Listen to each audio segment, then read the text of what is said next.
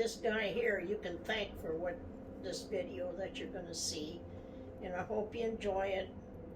And I just want you to know, after I'm gone, I'll be looking down at you, and just want you to know I loved each and every one of you.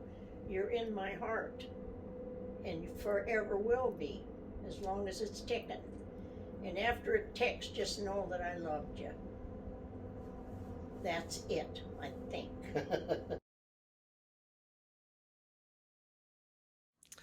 I invited audience members to come, but nobody showed up. Nobody could make it.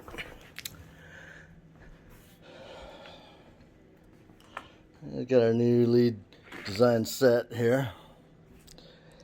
And I think our guest is coming now. It's, welcome, this is Ursina Kern. Oh, there she is. Well, hello there. Hello there. Welcome to the show. Well, thank you for inviting me. It's my pleasure. Yeah, talk to you a little bit today and see what's been happening in your life. Got our new set here. We're filming in stunning HK video.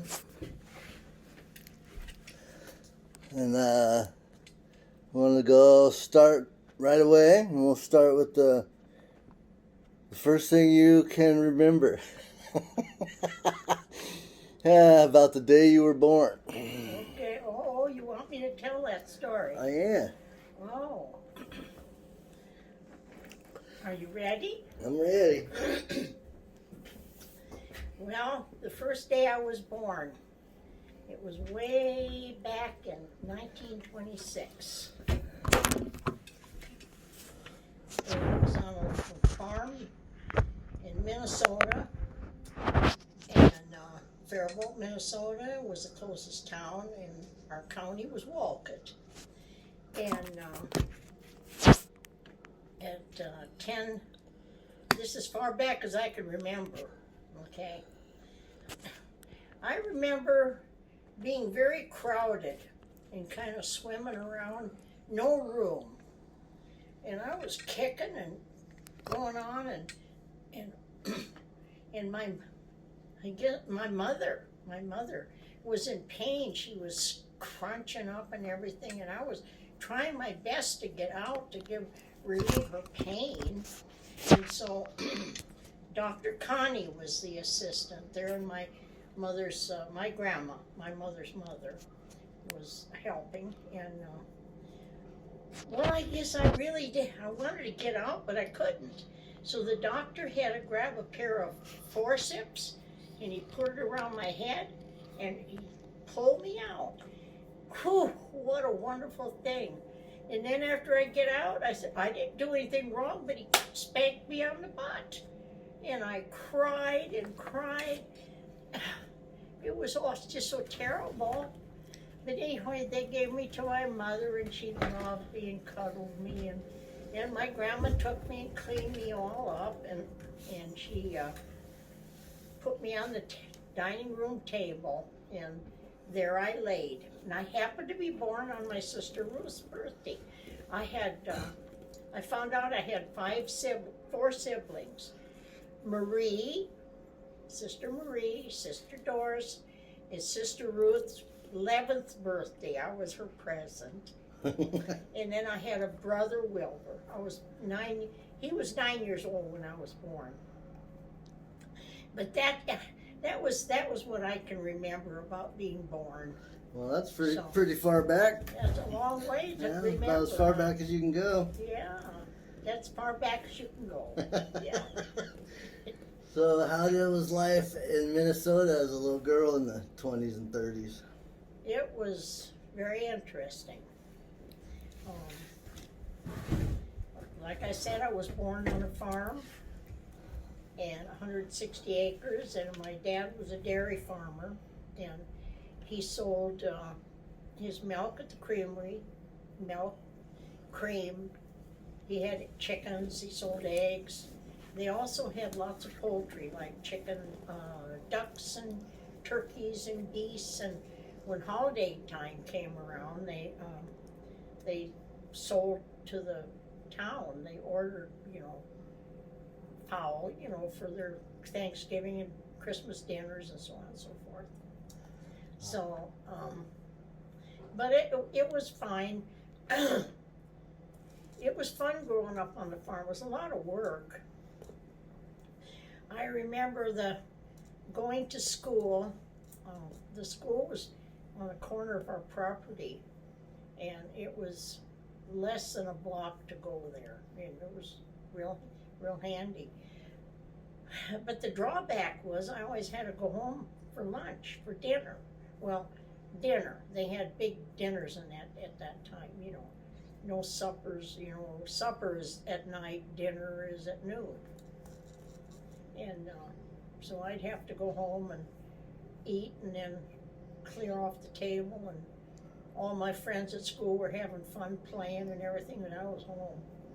I'd get home in time to go in for the lessons again. So anyway, my best friends lived right across the road from me, and there was Lorraine Kern was my bestest friend, and then her sister Betty, and it was a great place to be because the Kerns had 13 children, and there was 9 boys and 4 girls. And being a girl, you know how you kind of cater to boys. So as I grew up and got older, my cousins loved coming to visit me because of the Kern boys across the road, boy crazy girls, So, so that's how it was when I was growing up. I had to milk, I had to herd the cows. We had a horse that we call May, my dad bought, and I could ride her. Otherwise, I was running my legs off with the dog. So there was no electricity back then? No electricity, no running So water. how did you see, or did you just go to bed when the sun went down? Yeah, it was humid, so hot. It was terrible. No air conditioning? No air conditioning. On a farm there's a lot of flies because of the horse manure and so on, cow manure, you name it. You'd open the door and there'd be 100 flies wanting to come in the house, And my mother cooked on an old wood stove, and she had a humongous garden, did all the canning and all that. And it was rough in those days. What was Christmas like with no electricity? It was wonderful. Didn't know any better. They'd buy a tree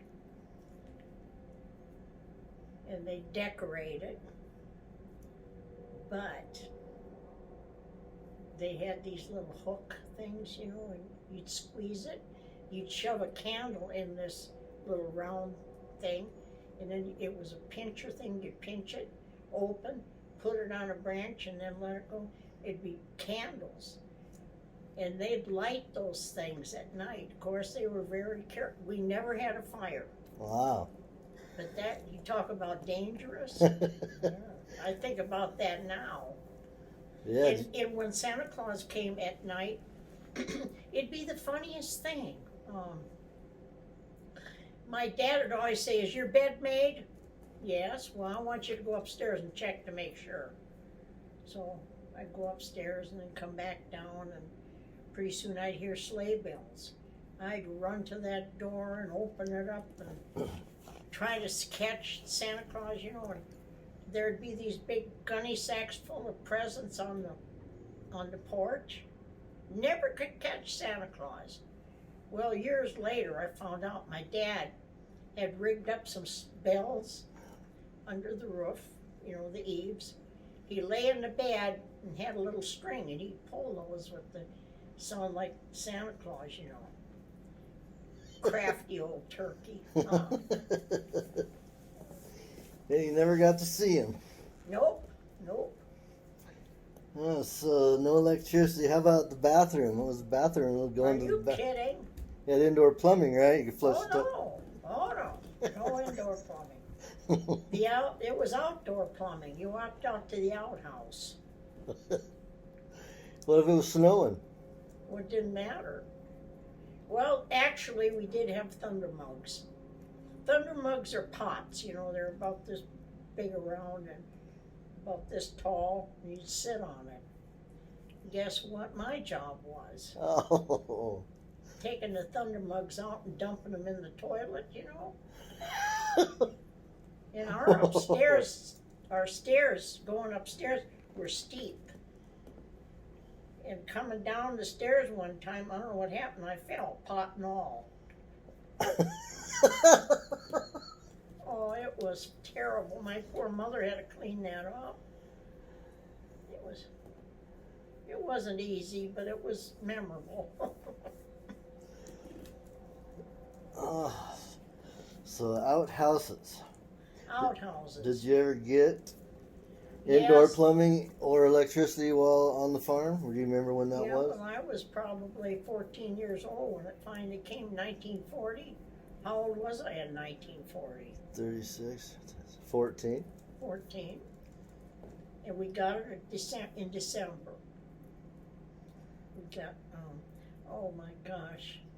You have no idea how wonderful it was to be able to pull a thing and have lights, because we had to, I had to steady by kerosene lights or gas lamps. And back before electricity, there were radios. If you ever watched the Waltons, that's how it was. You sit around at night and look at the radio. I don't know why we looked at it. We'd sit there and watch the radio and eat popcorn and have apples, you know, and that's the way things were. What kind of shows were on the radio that you liked? Amos and Andy and our gal Sunday and Jack Benny and a bunch of that, you know, old stuff. So every evening you kind of sat around the radio? Yeah. For a little bit? Oh, in the wintertime it was glorious, especially if it was a nice night when it was no wind. The kerns would come over and get me, and we'd go sledding. Now, we lived on a hill, and we'd go sledding at night. Oh, it was fun. And the snow, my gosh, our road would get blocked. They'd have to go to town with a horse and sleigh. That's how they took milk to the creamery. And be a big drift, the road would be blocked. And a drift would come right between our door and the barn. It was like a mountain of snow between the barn and the house. So sometimes they'd have to tunnel through the snow to get to the barn. It was, you have no idea what life was like back then. These kids nowadays ought to try it out sometime. Yeah, they're busy on their phone. Yeah. So how far did you get in school? To the end of it. The 8th grade. 8th That's grade? all they had in our school was grades 1 through 8. We were all in the same room. The older kids had the bigger desks. They had the big desks, the medium, and then smaller and smaller. Who was your biggest influences that you can remember as a little girl? Who'd you look up to? Who did I look up to? There wasn't many people to look up to back then. It was your family and the Kerns? They used to have a lot of, back in those days there was not much to do, so they would have house parties, and they would have some one-man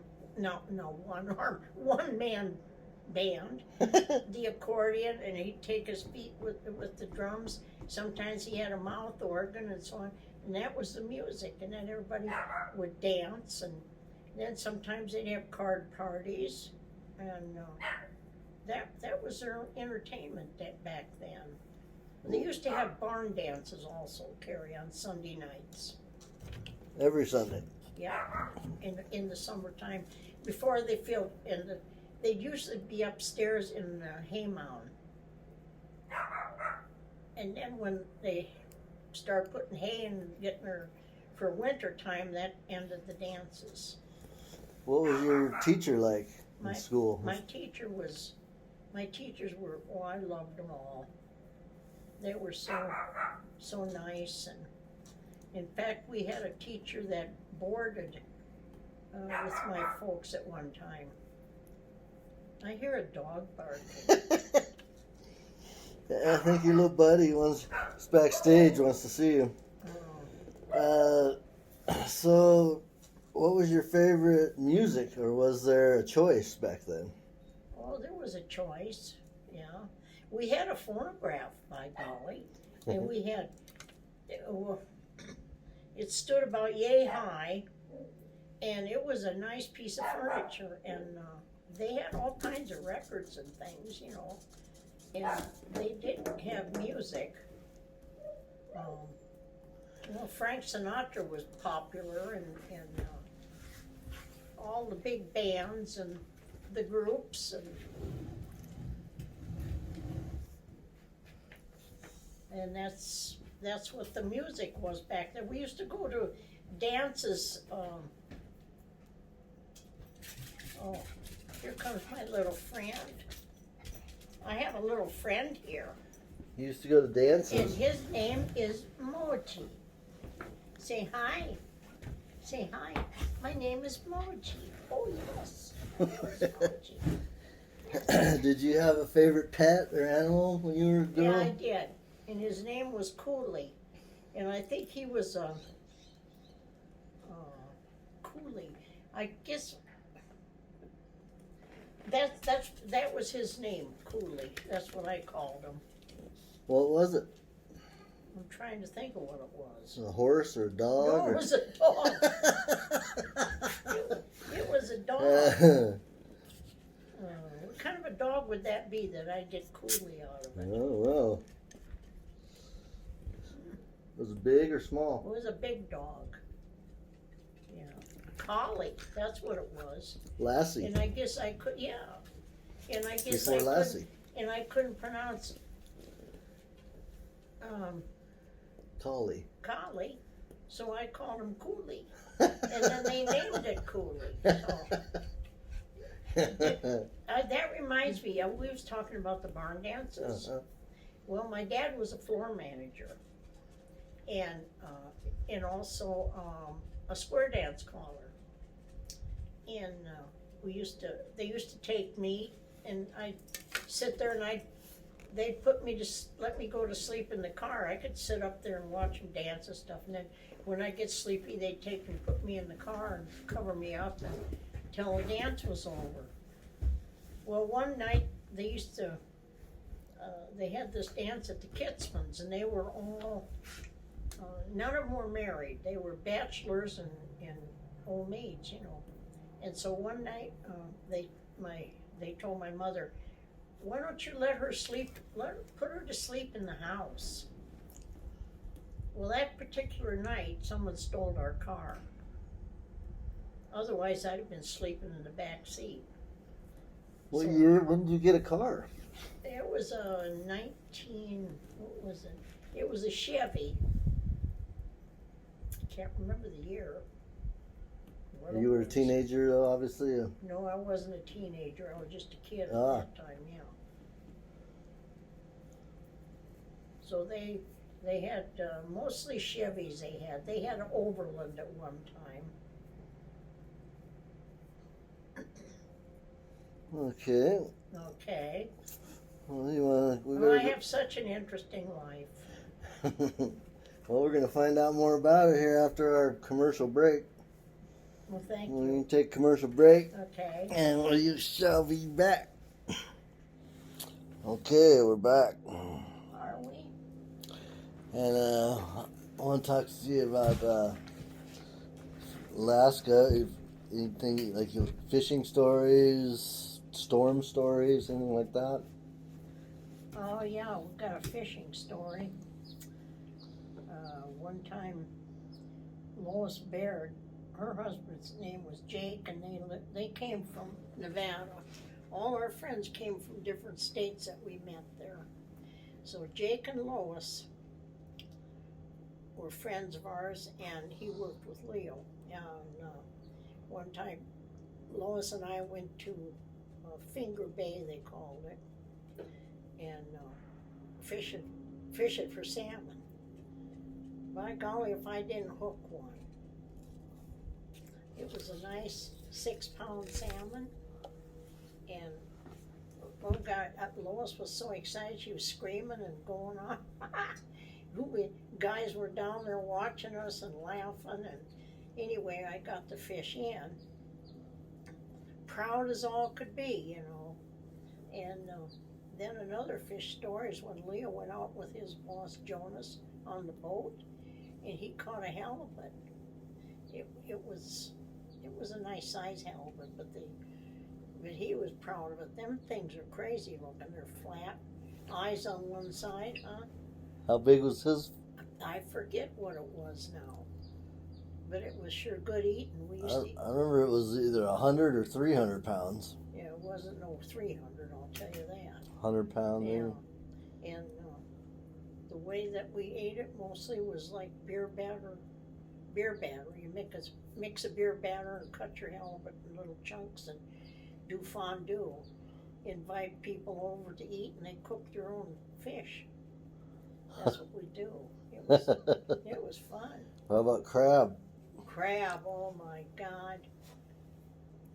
The fishing game would come out there and check out, crab lines and this stuff. So they went out and they came in with a whole bunch of crab. Does anybody want these crab? And of course, Jake and Leo says, yeah, we'll take them.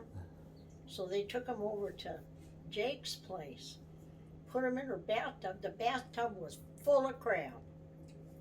And so that night, it was a Thursday, because we always went to bingo on Thursday. So Lois and I was going to go to bingo, and she got sick, so she went over to my house, stayed over there where the guys worked on the crab, and I went to bingo.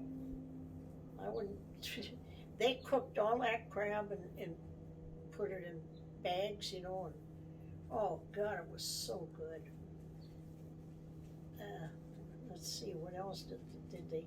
Yeah, whenever they'd ever go out, they'd come in, with stuff, and then the guys could get it. Yeah, we did have a storm there, a bad one.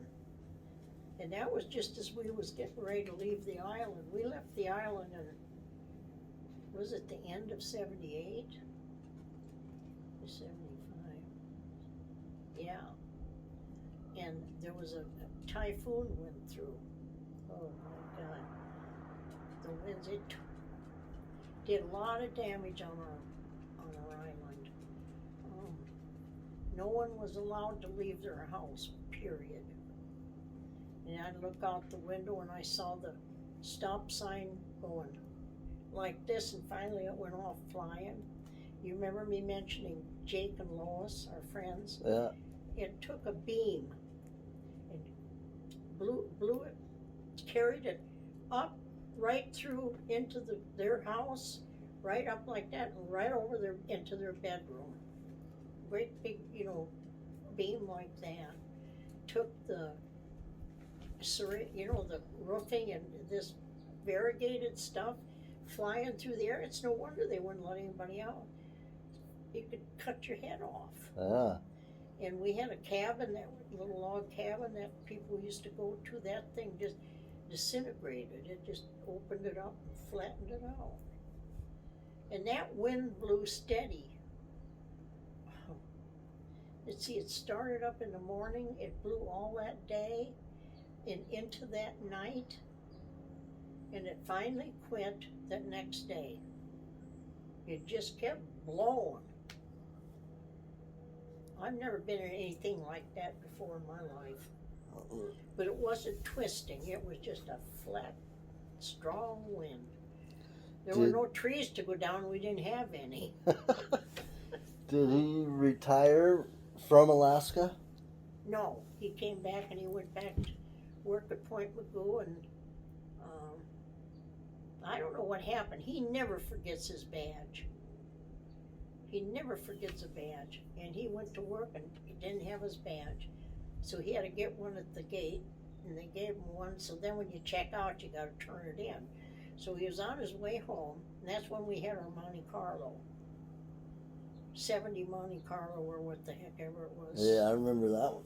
Anyway, I think it was newer than, but anyway, he stopped to turn in his badge, and the guy behind him didn't stop. He must not have been paying attention, and rammed right into the back of him.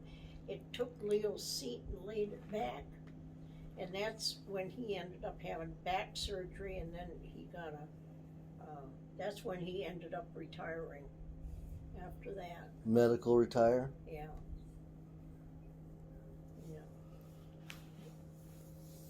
And then you guys got to live the retired life, huh?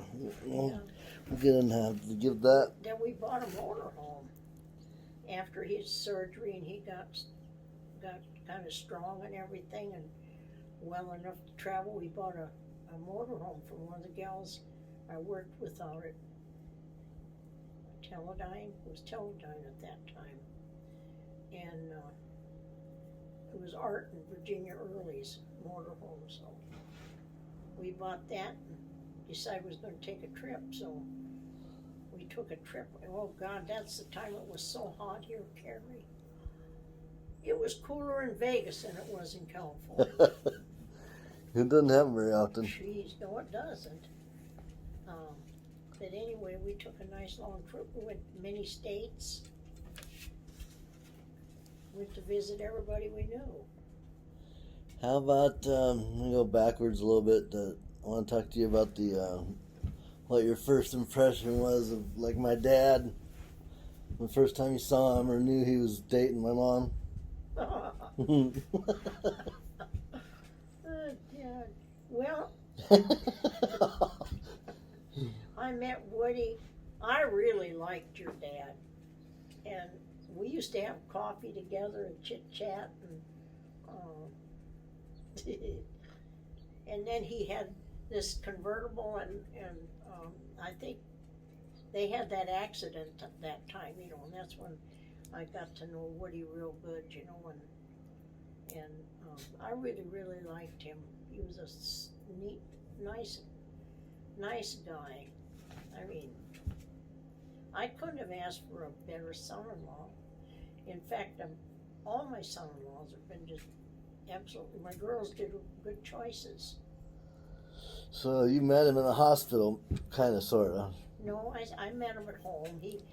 She brought him over to the house, and he was there, and he met my dad. He knew my dad, and he respected my dad. And then Janet had another friend that he was a little punk, and that's how Janet met Woody, was because he picked up this kid, and Janet knew this Dink or whatever the heck it was, and that's how she met Woody. Dink introduced him. Dink and my dad was friends? Yeah, well, I guess he picked him up, and then, yeah. And what happened with that wreck? Oh, the girls, he picked up the girls and was taking them home or some dumb thing, and he was up at the corner, and some gal came and hit him, and then Janet flew out the door. She had her sister Barb's sweater on, backward, and when she went out the door, it caught on the handle. It was dragging her. What a mess! And that's when they were building Rice's. We lived at Rice's. Ernie and Velma had a bunch of rentals, and I forgot, I don't know how many they had. 1, 2, 3, 4, 5, 6, 7, probably 8. And then they was building one across the street from all these other ones. And then Art Merriam heard that crash.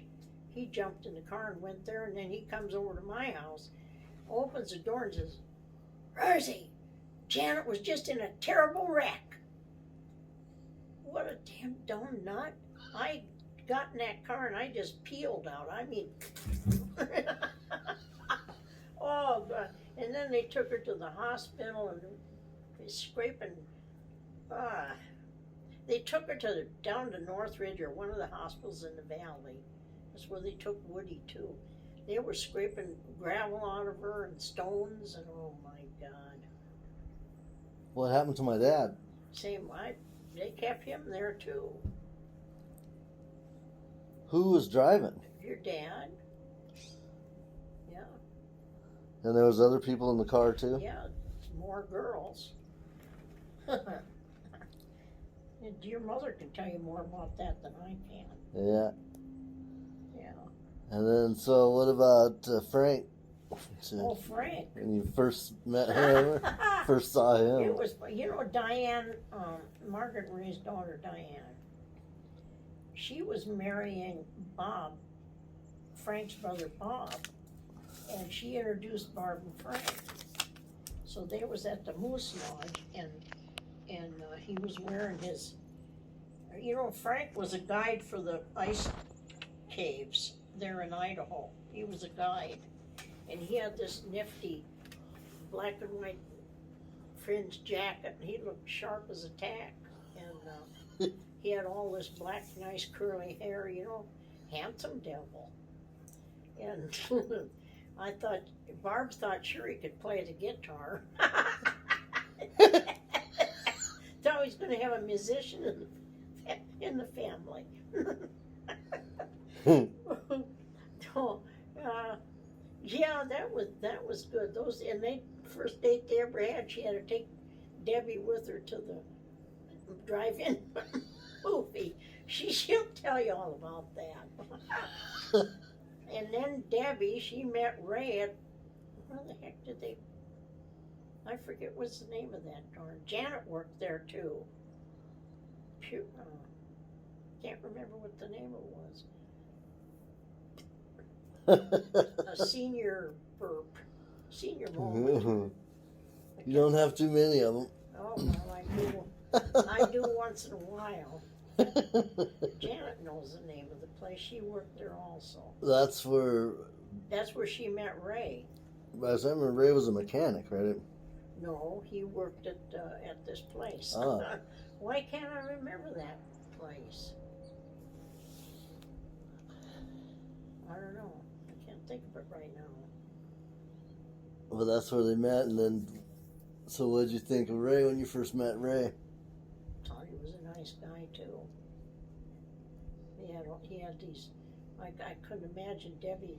Well, Debbie marrying a guy that had a family, and then she had Justin, and boy, she was a mother of all these kids all of a sudden, And I thought, boy, girl, you got your hands full, but she's done a good job there.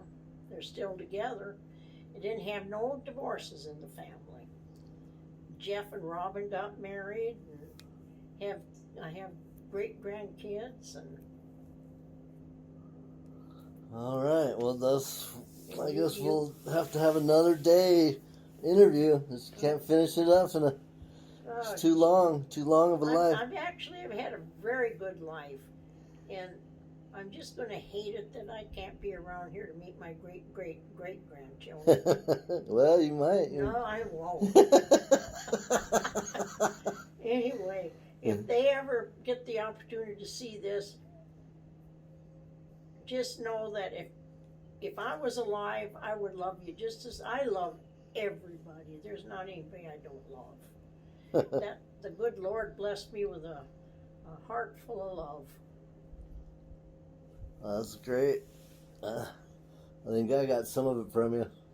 Good, that's great. Because that's when you're happiest, is when you got love in your heart. You can't be mean. You gotta be good. Okay, well, thank you so much. Well, thank you. And this has been fun, and I hope it's not boring. Not for I could me. ham it up a little bit. It's not boring for me. I don't think it's gonna be boring for anybody. Everybody's gonna be happy, and the audience doesn't look too bored. They're still. That one can't believe what I said. Look at the size of his eyes. Look at that. Trees. Nice day here in Oregon. It is September 20th. September 20th, 2020. 2020. Year of the COVID. 2020. Year of not having to work. Alrighty. Love you. There it is.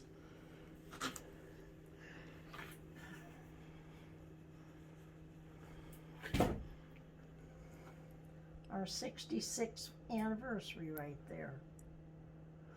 A lot to talk about on that wall. Oh my God. Yeah.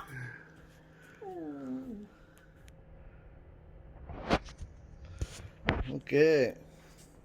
Back from commercial. And here's some more of our interview. Alright. All right. So how was the what do you remember about the weather back when you were little? You know, I told you a little about the winter. Yeah.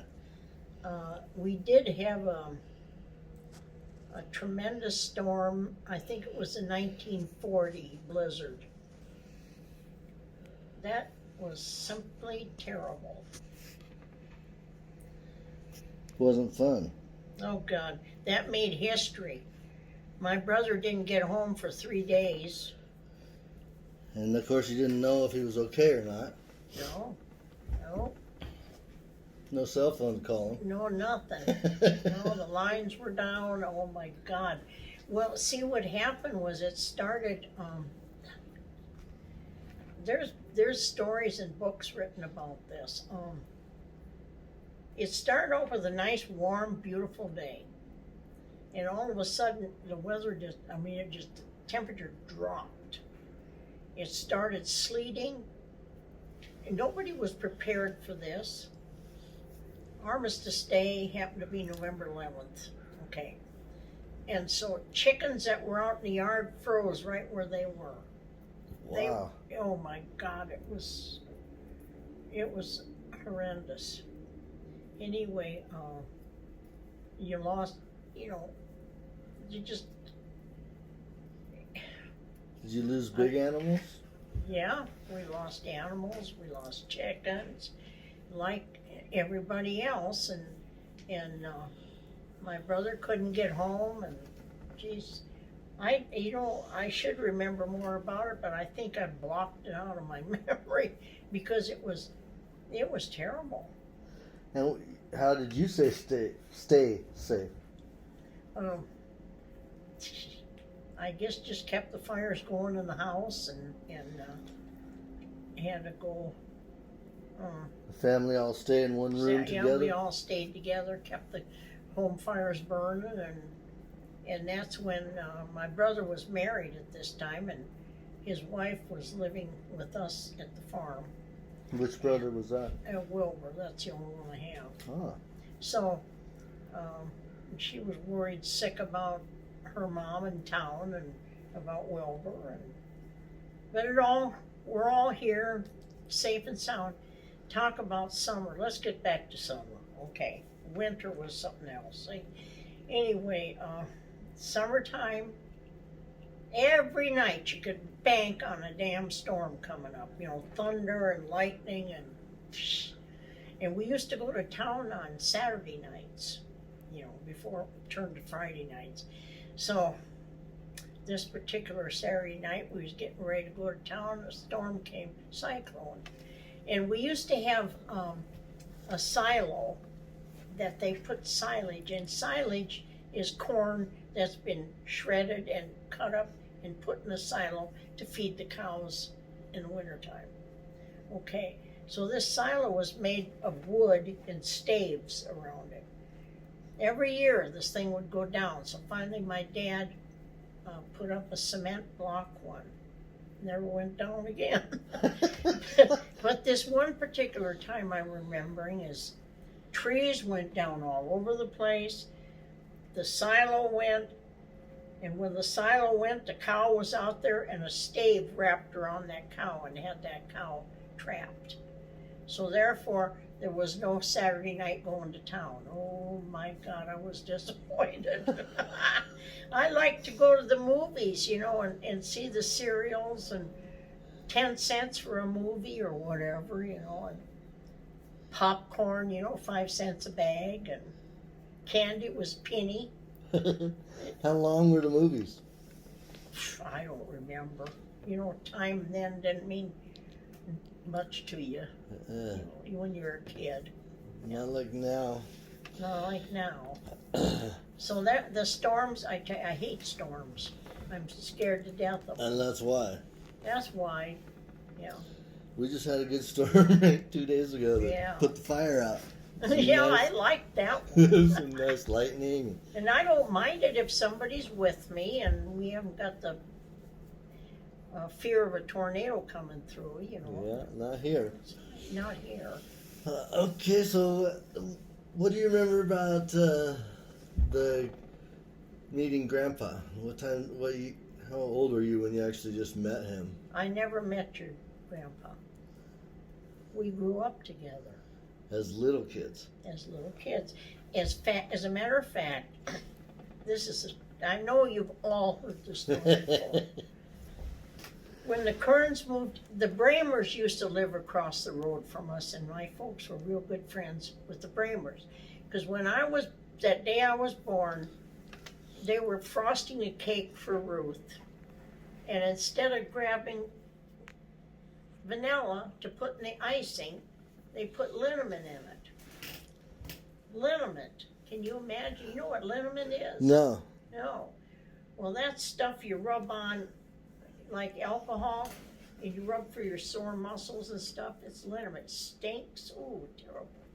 Anyway, so Ruth was crying and everything. She said, well, Mrs. Bramer will help you make some more frosting for your cake. So that was the day I was born. Okay, well, that's long gone. That's over with. So, what was you asking me? About Grandpa, when you met Grandpa. What's your first memory? You said growing up with him as a child. Oh, yeah. Well, that's when they moved across. The Bramers lived there before the Kerns. Well, when the Kerns moved in, Mr. Kern came over to my dad, and he says, how many kids do you have? My dad said, I have 5. 4 girls and a boy. Well, he says, I have 13. And I want you to keep your kids on your side of the road. I'll keep mine on my side of the road. Real nice guy, huh? So anyway, it didn't work out too good, did it?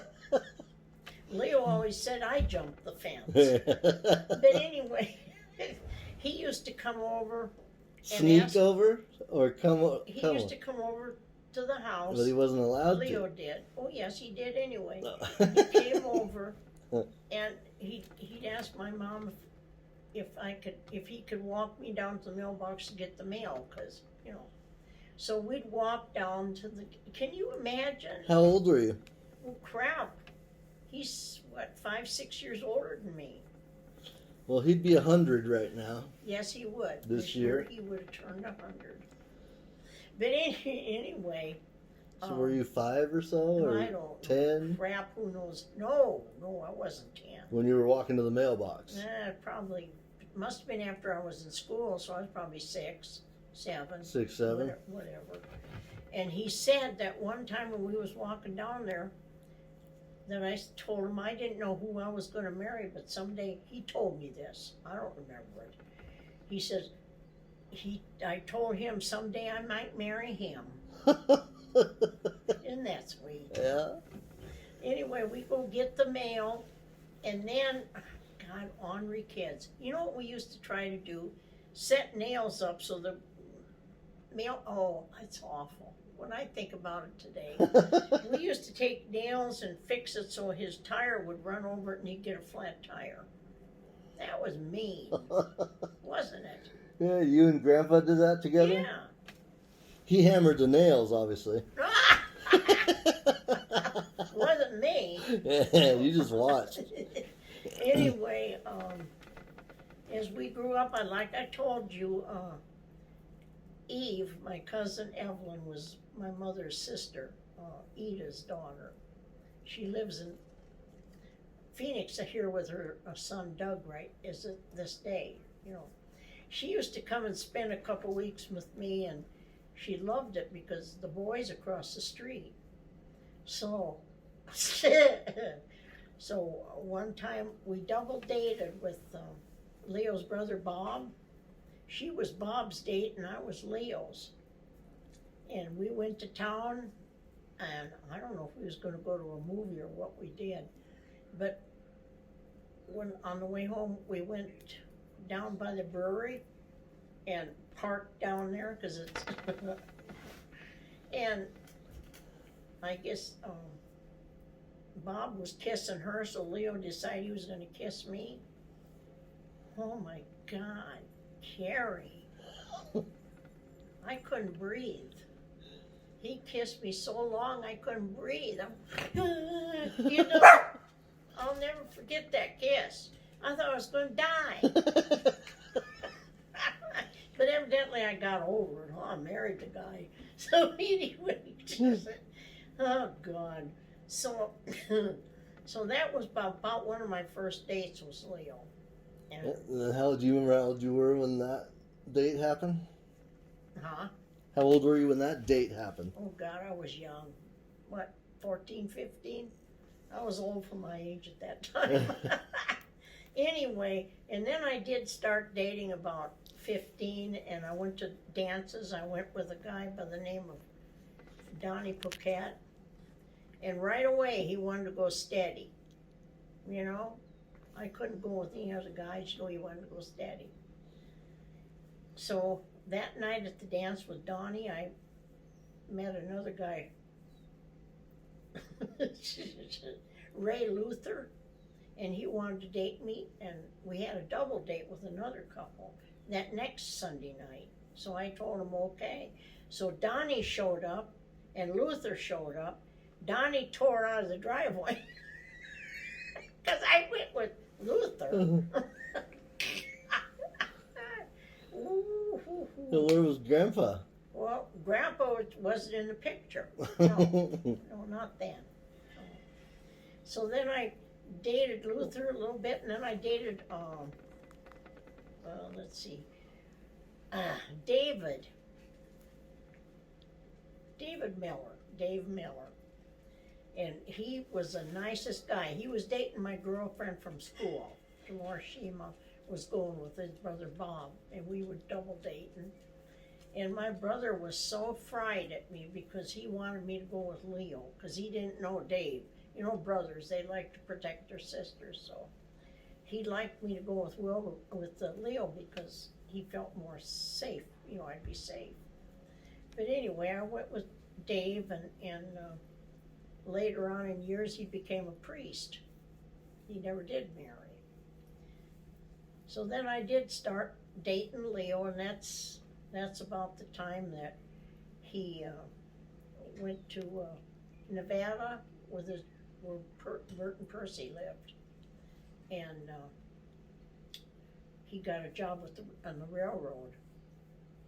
He also, the year before that, went to Florida. He turned 21, okay, Leo turned 21. And it was in August, his birthday's the 13th of August. And I was dating him at this time. And I was working for people that was neighbors of ours, and I was helping with cooking for the thrashing crew. So Leo was in town getting wiped out. He came out there to the thrashing crew with booze and stuff for the guys. What's the thrashing crew? Yeah, thrashing. That's when you cut grain and it's in bundles and you put it in this machine. It separates the grain from the straw, and you got grain, and then the straw is used for bedding for the cattle and stuff, you know. That's what that is. And then when you have a thrashing crew, neighbors from all around bring their horses and wagons and load up and help, and then they move to another farm. That's how they did that. Everybody just helped each other? Did you ever hear about that? No, I've never heard of thrashing. Okay, well that's what I learned something. I knew I'd learned something here. So anyway, we had a date that night, and Leo was wiped out, you know. What a turkey.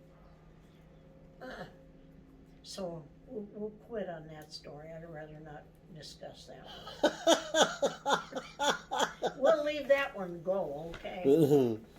I know I don't mind you kids knowing a lot, but this thing I don't think I want to share. Well, then what about going back a few steps? What about your friends in school?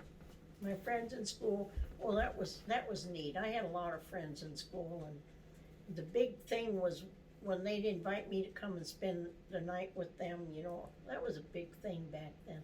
And then I get to invite them to stay with us, and that was fun. And I had Dolores Shima, that was a good friend of mine, and Helen Karen, and Helen Luker, and Darlene O'Neill, and it was all neighbors and good friends. Did you ever keep in touch with any of them? Betty Martin, no. Not after I got married and left, I don't know, we just sort of lost tabs on. So, when is the first time you remember finding out you like to doodle? I think I've doodled all my life. I'm a doodler. Yeah, that's for sure. What kind of pens? What kind of pens did you use back then, or pencils? Oh, just regular pens and pencils, and I remember in school we had the ink wells. You put ink in there, and then you have the pen. You dip it in there, and you write with that. And, a lot of stuff you're bringing up here that, as I recollect, back, you kind of forget a lot of stuff too. So you just remember doing it as far back as you can remember. Oh yeah. And painting, did you paint too, or just doodle? Yeah. Just doodled until later in the years when you painted with my dad? Oh yeah. Well, see, back in 1938 when my brother got married, and I think that's the year that my grandma and grandpa lived in Westminster, California. And every other year or so, my grandpa bought a new car, and he had a lead foot. He was a fast driver. Anyway, my grandma asked my dad if he wouldn't come back to California with them and help with the driving. And so I think I told you kids all this story a long time ago about how my grandpa made sure that we tried to hit every state we went through to hit the Capitol, and he'd stop at the Capitol building so I could see the Capitol. He was a good grandpa. Grandma was a pain in the butt. Oh Lord. All I remember her for is lemon drops and being kind of cranky, Do you remember your great grandparents? No, my mother's. I remember my mother's parents. My dad's parents were gone. His mother died young. She was burned, and his dad, my grandpa, died in June, and I was born in August, so I never knew any of them. Ah.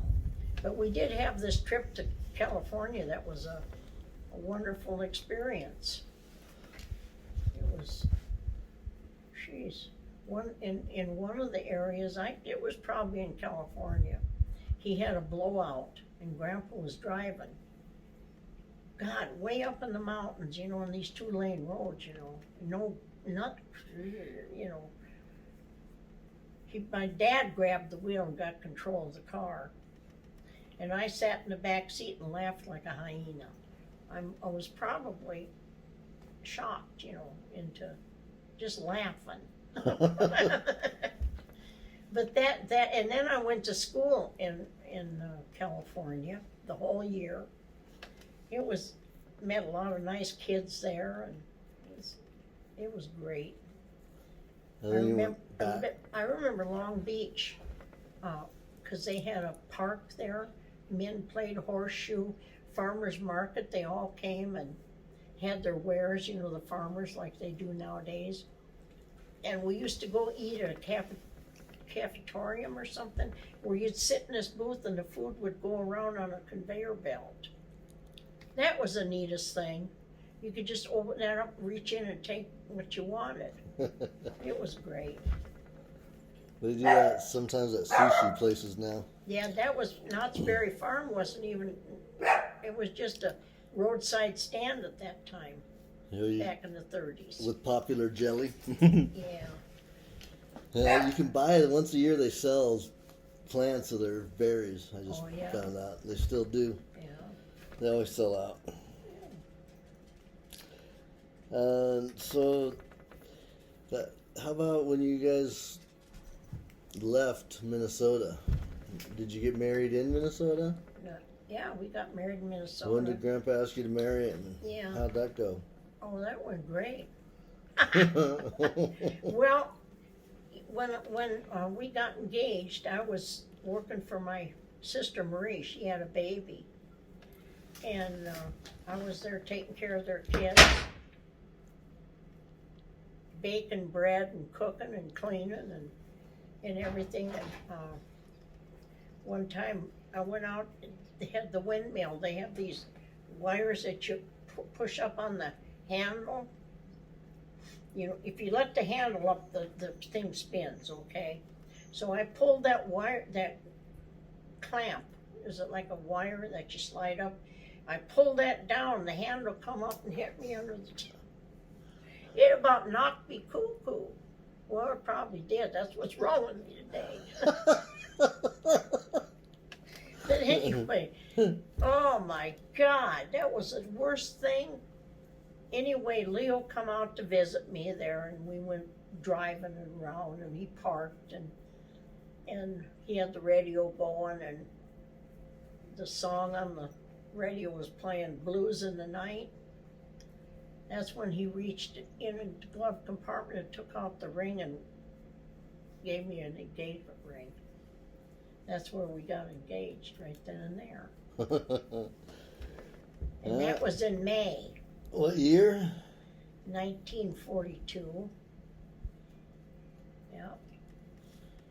And then how long did you guys live together in Minnesota before you decided to move to California? We wasn't even married a year when we left. Because his brother came from, Bert and Percy came from Nevada for a visit. And he said, Leo, you're nuts. What are you doing living here? Come out and get a job on the railroad and make some real money. So that's when we moved to Nevada. Oh, you went to Nevada first. Yeah. And then how long did you stay there? A year. Because then they were calling it, that's when the war was going on, and Leo was reclassified, and they were calling up all the reclassified people. The Korean War? No. World War II? World War II, yeah. Yeah. So then after a year there, you moved to California? Yeah. Well, my time in Nevada was interesting. We lived way out in the sticks. I forget how far it was to go get your mail. 15 miles or so. And the train, we lived in a place that was half wood. The floor was wood, around the edge was wood, the rest of it was canvas, like a tent house. That's what we lived in. And I was pregnant. Oh, it was awful. So anyway, Leo decided he was going to buy a trailer. So we went to Salt Lake City, Percy and Leo and I, and we bought this trailer. We didn't check it out very well because the damn stove didn't work, the heater. So we parked it where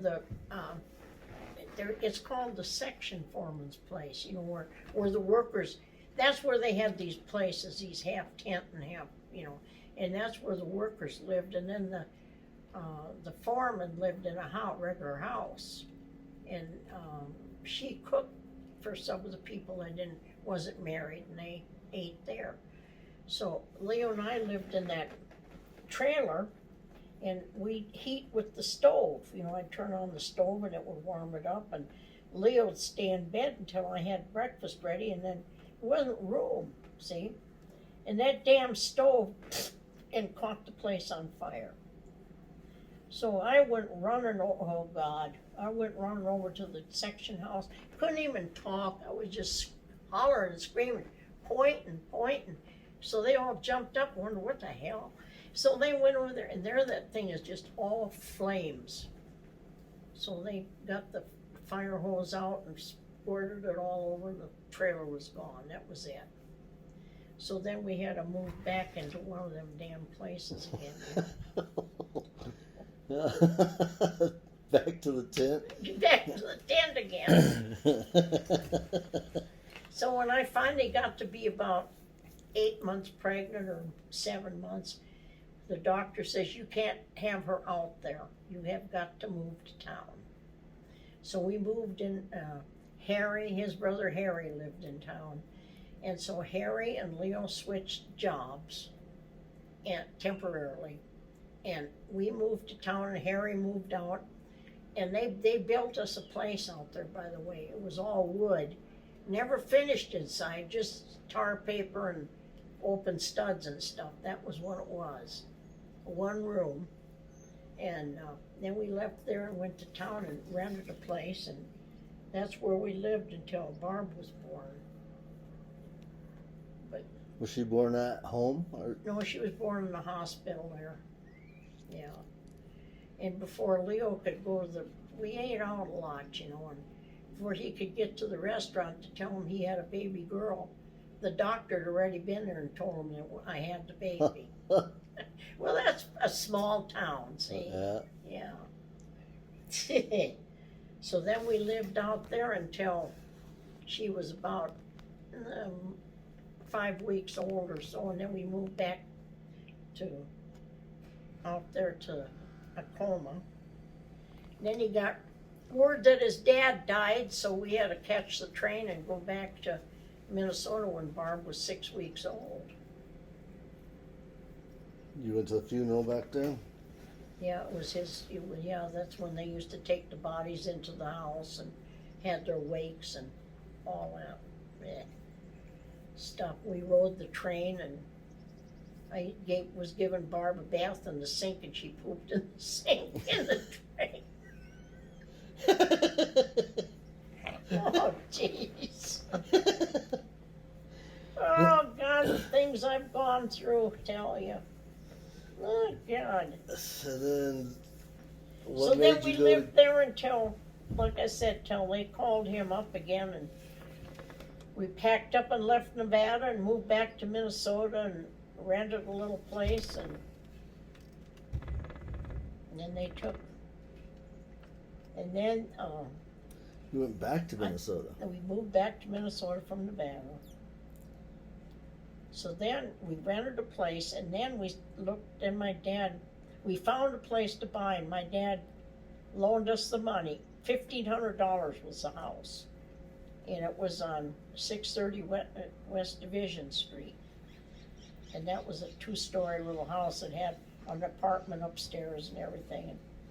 And that's when I got pregnant with your mom, and I had her before Leo went in the service, so.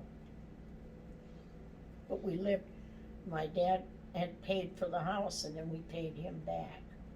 Was she born in the hospital too? Yeah. Yeah. She didn't poop in the sink? No. No. I started with my labor pains and called the doctor and told him come in when your pains are so far apart.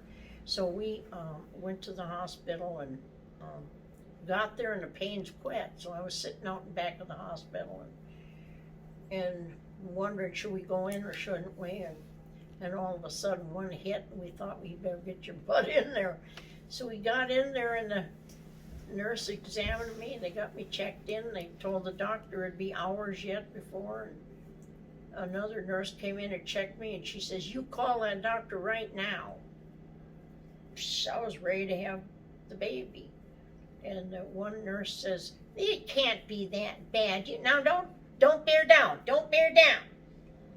And that other girl says, "How would you know? You've never had a baby." You know, all those nurses were going at each other. When your mother was born, she looked like a little black-haired Indian kid. Her face was so red from trying to be born, and they were holding her back. You never had a cesarean? Nope. And then, so when did you move to California?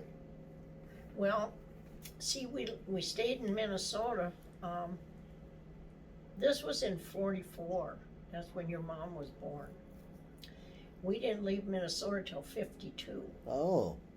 So there was quite a few years that we were. In that 2-story house? Yeah.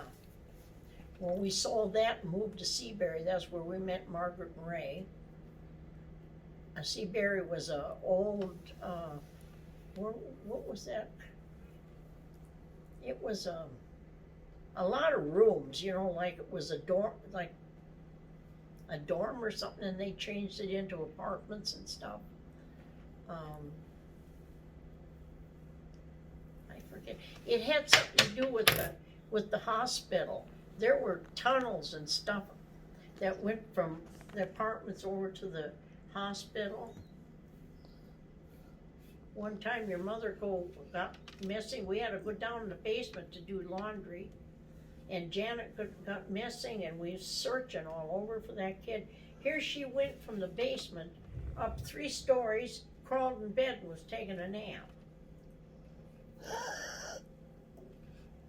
And then one time when we finally bought another place on Conliff Avenue. That's the last place we owned in Minnesota.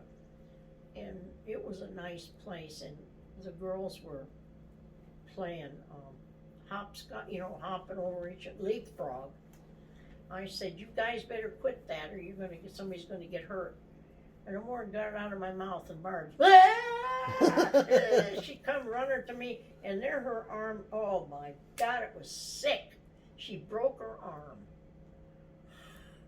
This was a rough game of leapfrog. Oh my God, yes. And Leo was over to Harriet, and Snook and Harriet's getting a tree for Christmas, so it must have happened around Christmas time. Yeah. And then that was pretty much it for when you moved back to Minnesota? Yeah. What made you move to California then? And is that where you went Well, next? it was because where Leo worked. And see, I went to work too at one time, and Your first job? There's a lot of stuff going on, you know, between that time and where we're going now. Well, don't go forward till you finish backwards. Oh, there's too much. Let's pick one.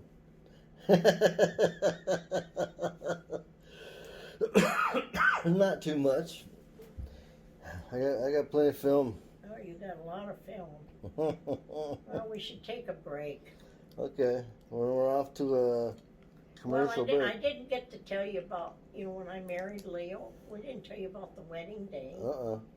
We didn't go there. No. That's a story too.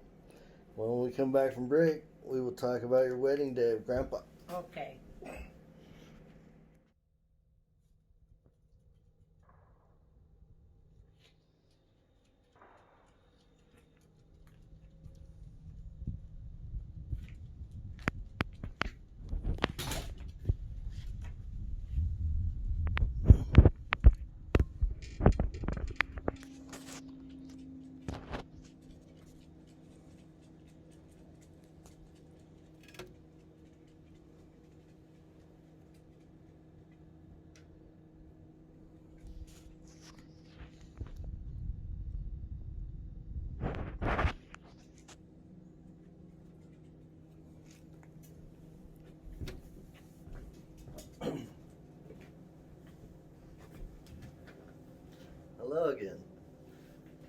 to you again today with more stories from Ursina Kern.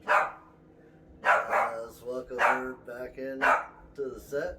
This is Ursina Kern.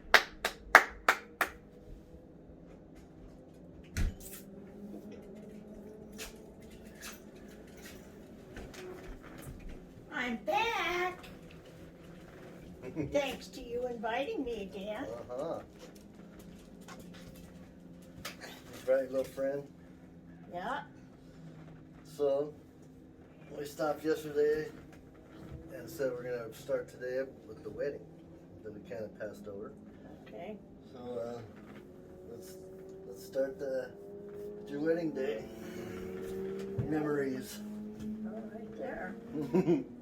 There I am. All 16 years old. 16 years old. 16 years old. Well, I told you about Leo coming out when I was taking care of Marie's kids and gave me the engagement ring. Well, he didn't want to wait. He talked to my dad. I said, well, he says, I got to talk to your dad. So he had a conversation with my dad. And my dad says, well, you're not getting a woman, you're getting a kid, just a kid. She ain't even dry behind the ears yet. She's stubborn, she likes her own way. And if she wants to argue, you shut your mouth. Well, it kind of worked. Leo and I very seldom argued. He was a good husband, and he took what my dad said serious. So then we set the date. It was on my brother and sister-in-law's anniversary. They were married also the 10th of August. And we had to get married on a Monday because, I don't know, they didn't have anything. And it was thrashing time, so when we did get married, there was very few people there. It was during the war. The war broke out December 41. 3 of Leo's brothers were in the service, so he couldn't have any of his brothers be his attendants. In fact, he wore his brother Ben's suit to the wedding. He was wearing his brother's suit. He asked his cousin Louis Van Zylen, that was Leo's dad's sister, and that was her son. And then I asked Lorraine, my best friend, Lorraine Kern, to be my maid of honor, bridesmaid. And got married at 8 o'clock in the morning. Had to get up for the chickens. Went to the beauty shop so they could fix my hair for me. And there weren't very many people who attended the wedding. There were a few, but it was nice. Then after the wedding was over, we went to the Boston Cafe and had breakfast. And then we had pictures taken from Dozer took pictures. And then we had our dinner at Bluebird Inn. And the attendants were there and the parents, and that was about it. It wasn't a big deal. And then after that, before that, one of the bars in town wanted us to stop in. God, can you imagine getting married in your wedding dress, going into a bar, so did everybody else that was at the wedding. They served them a drink, and then we went to dinner. We went to Bluebird Inn. And Leo had a 1940 Studebaker, and he had musical horns on it, and it played Here Comes the Bride. So he taught the bridegroom, the attendant how to do that, play it. So we was driving up and down the streets of Faribault playing Here Comes the Bride. One of the cops stopped us and told me we couldn't blow the horn. Another guy walked up and he said, another cop walked up and said, let them blow it as much as they want. So that's just how it works. So then that night we had a wedding dance at Jewett's Point, and that's where people that couldn't come to the wedding usually came and saw and gave congratulations and bought gifts and so on. So then that night we spent the night in his bedroom at the Kern house. So we stayed out as late as we possibly dared. We came in, and Ma was still awake. She says, "Come up to bed, kids." That made me feel great. Can you imagine? Mm-hmm. We get, and Leo gets all my buttons on down in my wedding dress, and we go to get in bed, and tin cans, and oh my God, what a racket. Short sheeted, had crap in the bed, crackers, and well, they had it fixed up good. So the next day, then we got ready, packed a suitcase, and took off on a honeymoon, and we went to Wisconsin and northern Minnesota. I went to visit my sister Ruth, who lived in Wayno, who lived in Monaga, Minnesota. Went to visit one of his uncles, Sebastian, and his aunt, and then we just messed around, came home. And at that time, he was working for Andrew's Nursery. So we bought our furniture, like a whole lot. It was the dining room, it was table and chairs for the kitchen. It was a couch and a sofa with a chair. It had end tables, lamps, a coffee table, even a picture for the wall, a bedroom set, the whole cotton pick and caboodle, bought it all at one time. And so when he worked for Andrew's Nursery, they furnished places for him to live. So we moved into this little place out near the Bluebird Inn where we had our reception, and moved in up there, and they had a little fireplace. The place was cute, and we didn't live there very long before he decided he had to have more money. He was only I don't think he was bringing home $18 a week. So he went to work for Minnesota Seed Company, and that's where he was working when Bert came and visited from Nevada, where he worked for the railroad. And that's when he told Leo, "You're crazy, you should come back to your old job." So we put everything in storage and went to move there. We lived there from 1942 to 43 after Barb was born, and the war got bad and started calling up all the ones that were classified 4F. So anyway, came back and we bought a house on Division Street. My dad helped pay for it. I probably told you all this, I'm not sure. Yeah. And we lived there until we moved to Seabury Apartments. And then after we lived at Seabury, we went through this time during the war. You had rationing. You couldn't go into a store and buy whatever you wanted because you had to have stamps. If you didn't have the stamps, you didn't get it. So, and then you got stamps every month, this ration book, depending on how many was in the family and so on and so forth. And so that's how we managed that way. Gas was the same way.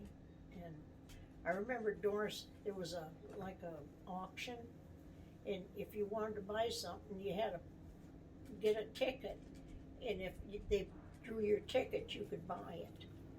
You couldn't buy things with money? You could buy stuff with money, but you had to have like stamps and stuff. They had stamps for everything. So anyway, so then we moved back. We moved to 304 Conliff Avenue. Real nice house. The kids were going to school at Immaculate Conception School, and then after Harry, Leo's brother Harry, had a grocery store. Kids used to walk by there and they'd go in there and he'd give them a candy bar or something. And our life was just, you know, nothing exciting that I could think of right now. So the wartime, all you remember is the rationing? I remember the rationing. I remember you couldn't buy cigarettes. I remember him getting called up finally and leaving. And Janet was only, I think she was about 8 months old when he went in the service. He was in for, well, then the war come to an end, and so he was finally let out after he was in there a year or so. And he was stationed at Fort Lewis, Washington. And I went up there to visit him, took the train up there to see him. And then my mother and dad stayed at my house, took care of the kids. And also when he was gone, Ruth Hallett, her husband was in the service, so she wanted to move in with me, and then she moved in with me and helped, you know, with her stamps and everything. We bought stuff we both had stamps, so that kind of helped that out. But outside of that was not much else going on. And then when Grandpa came back from the war, what did you guys do then? Well, you know, he came back from the war and he got a job at Wilson and Company, meat packing plant, and he worked there from I think 46, probably towards the end of 46 until 1952. And then you guys, who did you know in California? What brought the move to California? Well, see, when we lived in Seabury Apartments, I believe I mentioned we met Margaret and Ray Trinker there. And Margaret was born in Long Beach, California, or Compton, somewhere there. Anyway, we got acquainted with them, and we had friends, Snook and Harriet Borst, and Sonny and Lorraine Sunday, and we had a lot of good friends back there. And for some reason, we all decided we was going to move to California. Margaret and Ray left first because she was going home. She was pregnant with her at the time, and that's when she had Gail, was after she got back to California. And then Wilson and Company was closing in Fairville and going to move to another city, probably Albert Lee or something. And Ray wrote and told Leo, he says, "You're crazy. You should come out here. You get some. We'll get you a job at Point Magoo." So, yeah, I hated to leave my mother because I'm skipping out the part where we took my mother, found out she had cancer, and she found this place in New York City. It was like a farm, and they kept them there for a couple of weeks or more and gave them special drinks and foods and stuff. So we drove her, and I was hoping she would have chose Belle. Paul and Belle was my favorite people that they played cards with, and Agnes was a pain in the neck, and she chose her to go with her. So we took Agnes and my mother, and we went to New York, and I was sweating bullets, I tell you. Getting to New York, farm people, you know. How do you drive in New York City? You know, what? So we went through the Holland Tunnel, and there was a spotter there, and he saw we was from Minnesota, so he stopped us and asked us where we were going, and, you know, we told him where we were going, and he says, well, I say the closest hotel to where your location is going to be the Hotel Empire. And we said, well, how do you get there? And he says, well, if you don't mind, he says, I'll just jump in and I'll drive you there. So he jumped in the car with us and drove us right to the hotel. The car went into the parking garage and we got our rooms, and there we stayed until we left. And then my mother went to this doctor to see him, and then she'd have time off, and then we'd take tours around the city, and it was very interesting. We got on the bus, the tour bus one time, and Leo and I wanted to sit towards the back, and they wanted to sit up in front so they could hear good. So we got on the bus, and this guy jumps on the tour bus and picks up this microphone and starts talking. I said to Leo, do you think that they can hear? And then the guy was cracking jokes all the time. He had us all put our hands on the window. If you'll all put your hands on the window. And everybody did, and he said, do you feel the pain? That's stupid. Oh, he was a character. So anyway, then my mother stayed there, and then we took Agnes and we came on back home. That reminds me of Janet mentioned on a camping trip we took with Margaret and Ray, and we rented camping, and I was praying with Debbie. This happened in August, September, October. So I was 7 months, 6 months pregnant. So we went to Yosemite, and we went to, what was that other place there? Sequoia. And we took the kids with us. I think we just did Barb and Janet. I don't know if Diane went or not. Anyway, we took Barb and Janet with us, and they put a mattress down on the inside the tent for me because I was pregnant. I was privileged. Oh God, the bears had come around at night, tipping over the cans, and oh my God, the kids slept in the car where it was safe and warmer. And we stayed there a few days, and then we took off for, we saw then we went up to, what was it, Huntington Lake. Oh my God, that was way up. Altitude was high. The road was terrible. Oh my God, I can still see Margaret sticking her head out. The roads with horseshoes. We'd be coming up and they'd be going up, see? And I could see her. She'd be having her head hanging out the window going, like once we got up to Huntington Lake, I says, I don't know, I ain't gonna fly and I ain't driving. I don't know how I'm gonna get off this mountain. Oh, I hated it.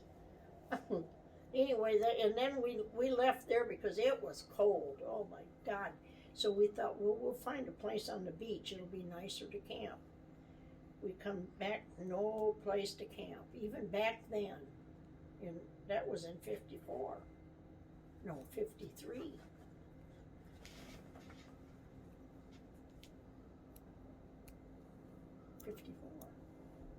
She was born in 54. Anyway, we came on home, cut our vacation short, and we decided to go to Point Magoo Rock and fish. Well, Barb didn't want to go, but Janet wanted to go. And oh God, Janet was a handful. She worried me sick. She was just a little daredevil. She wasn't afraid of nothing. So we took a bunch of stuff with us to eat, and we went to Magoo Rock, and we went down that way down where you can fish, you know, and there's like a bridge across, but it was just a concrete bridge. It must have been something at one time. And anyway, Margaret was fishing over there, and I was fishing below the rock where there's a bunch of big boulders and stuff. Janet was there with me, and by gosh, she was a good little girl. She wasn't scaring me at all that day. So I was casting out there and trying to catch some fish, and all of a sudden I heard a roar, like a engine gunning on a car. And I thought, what the heck is that? I looked up, and coming over the cliff was this, I could see this car coming over. And then it was heading down, then it was dropping. Boy, geez, what do you do in a case like that? You freeze and yet you can move. I moved over with right against the rock as far as I could, and the very rock that I was sitting on, that car landed on its top. And I didn't know where Janet was. And I was screaming for Janet, and Margaret was screaming for me, and she had Janet, and they didn't know if I was under that car, and I didn't know if Janet was. It was hell. It was the most horrible thing I've gone through. One of them. Oh. Anyway, the guys came, they were fishing on the other side of where we were. They came around, their eyes were like this, you know, and that woman was wiped out drunk. She was using Tweed perfume that broke. Janet can't stand the smell of that to this day. And she didn't get hurt at all. And come to find out, she saw Janet, she said, get that kid away from me. You know, she felt bad for what she did, I guess. Anyway, she asked, told Ray, I'll pay you any amount of money to say you were driving. Come to find out, she was the wife of his insurance agent.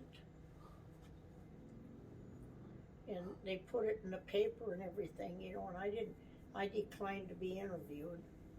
I didn't want to be.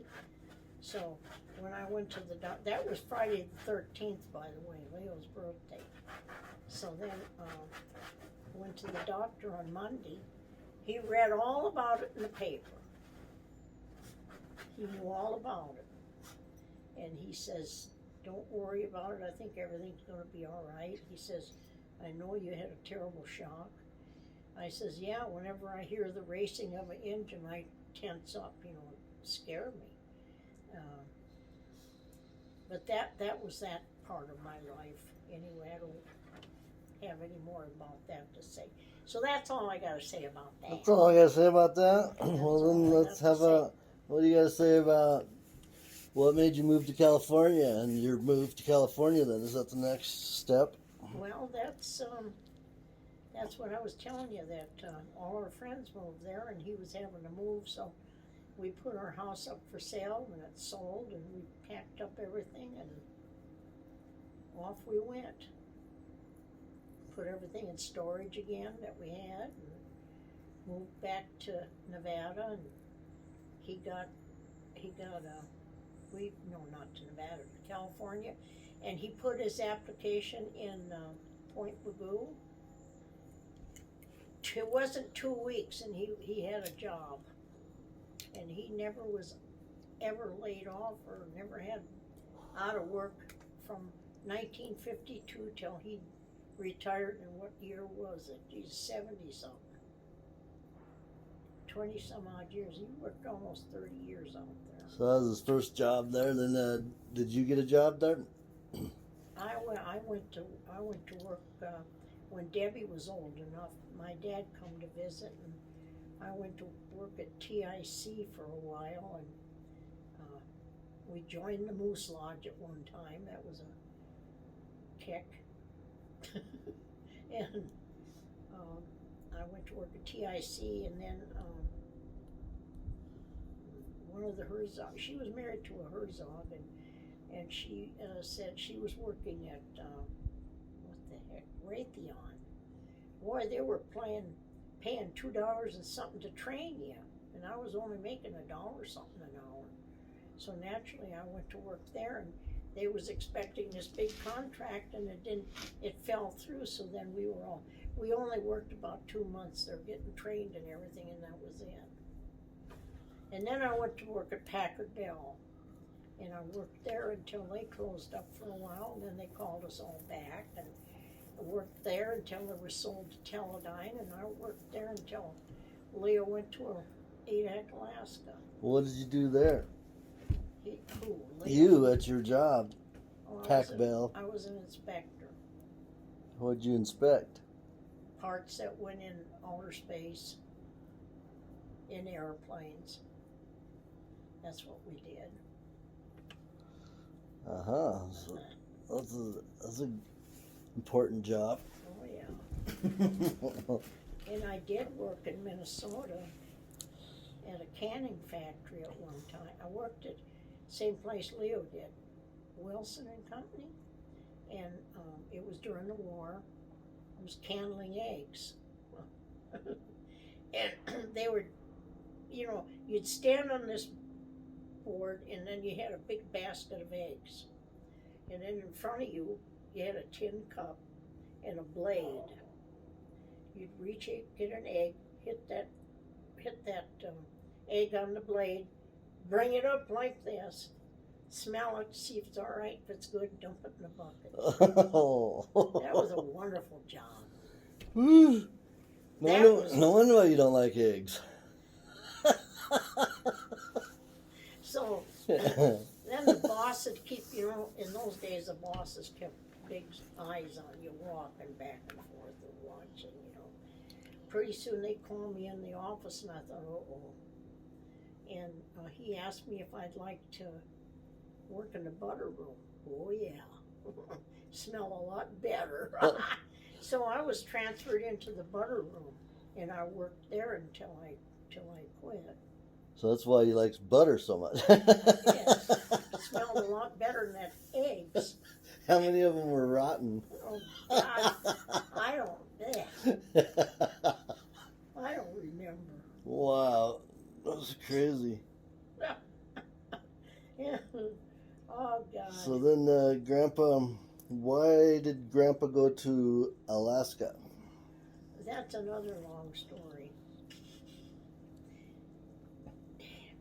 He had a good job there, and a lot of guys really liked Leo. And one of the guys that had gone to ADAC was back on vacation. When you went there, you got at some point you got a month off. So he was there, and he came out to visit at Point Magoo, and he got a hold of Leo, and he says, "Leo, you damn fool. Will you please put in your application and come to ADAC where you can make some real money and build up your retirement?" He says, "I highly recommend it." He says, "It's you." He said, "We've been there and we like it, and it's nice, not bad." So Leo thought it over and everything, and so he talked to me, and he said he was going to put in for it. And I said, and I didn't like flying. I flew back when my dad was dying, and first flight I was ever on. And I said, "How do you want to go?" And I said, "Well, if I'm going first class. If I'm going to die, I'm going to die first class." But anyway, back to Leo about this flying business. You have to fly to get to the island, Then you fly from here to Seattle, and you catch another plane to Anchorage. Then from Anchorage, you go on a prop job, flying over the ocean. And then they land at Coal Bay. That's another island out in the Aleutians. And, oh, geez. And then when you come in for a landing, you're right over that water, That wind there blew about 90% of the time. One day we didn't have wind, the sun was out all day, the captain closed the base, everybody could be off. It was that rare. But I had a ball there, I loved it. I took up ceramics. Well, he went there first, though, and you I lived here alone for how long? It was about 8 months, I think. Because I remember when you left there, I was bummed. Well, we sold our home, and I moved in with Barb and Frank. Oh God, I think to this day Frank can picture me in that house coat I had. Anyway, I had a bunch of fun with my grandkids. And then when I go stay, a weekend, I was still working. And on a weekend, I go and visit your mom and dad, and you, poo on you nonstop. Yeah, but it was fun. I love my grandkids. So what made you decide to go to ADAC, or was that always the plan? No, it's because Leo put in for it. We were on vacation with Marge and John. Margie's brother John and his wife, what the heck was her name? Dorothy, and then Harry and Wanda. There was 4 couples, and so we came to Oregon and stopped in Talent to visit a gal we worked with at. She'd quit Packard Bell and moved to Talent, and we stopped to see her. And then we went to Crater Lake, and then I think and then we was camping at Oak Shores. We stopped at Oak Shores. Harry and Wanda and Leo and I, and Marge and John and the other guys went on home. And I think they drove up or something, maybe, Barb and Frank, to tell him that they called him and he's got the job if he wants it. So that probably, I forget what, this August, and by November he was gone. I forget how soon he went. He was gone in a hurry. But you were always going to move there with him? You were just waiting for him to get things together in ADAC? Oh, yeah, because they furnished a house and all this stuff. Everybody was furnished housing, and it took quite a while for me to get housing. And the reason I got there sooner than I was supposed to was because some people were off on leave and they were gone for a month. So we lived in their house for a month, and by that time our house was ready. So, Uh-huh. How'd you meet Harry and Wanda? Well, I met her when I worked at Packard Bell. She worked there too? Uh-huh. I don't remember that. Yeah. So what else stories do you have about ADAC? Oh, jeez. You just sitting in the house hunkered down outside? Well, shit. Did you get to go outside? Yeah. Well, you get used to it. You get used to that kind of weather, and oh my goodness, we joined the Civilians Club, and they had a Masons. They had the Masons out there, and they had their hall out there.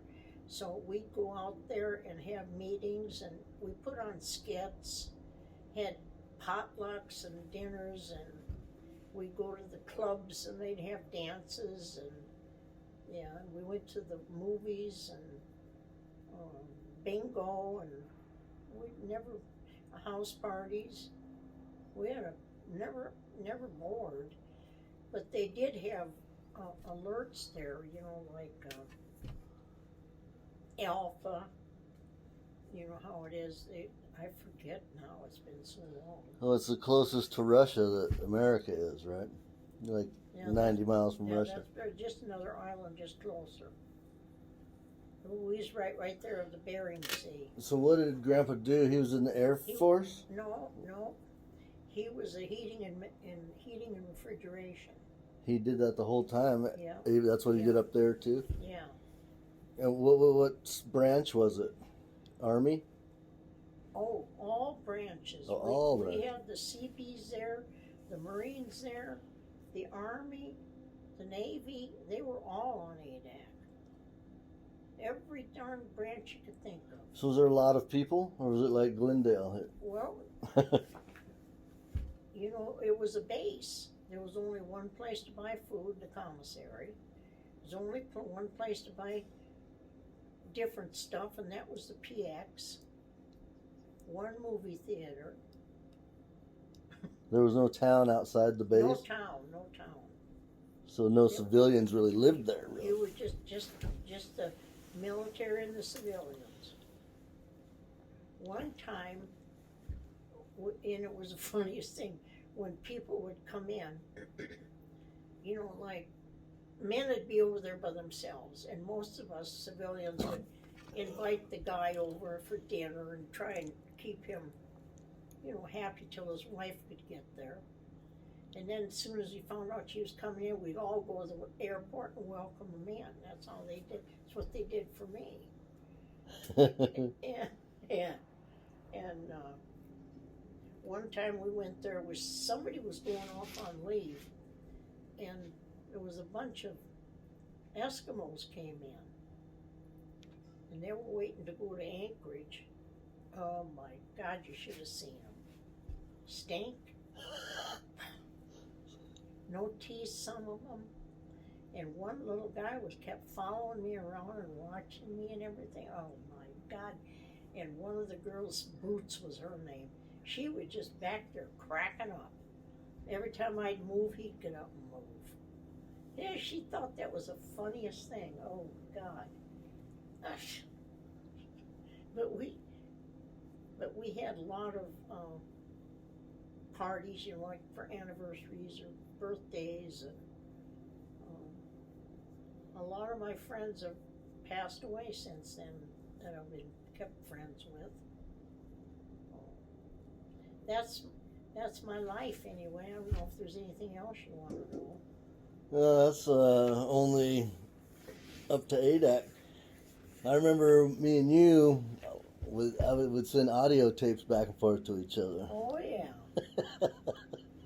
Oh yeah. You should tell your side of it. I just remember waiting weeks and weeks for your tape to come after I send you my tape. Yeah.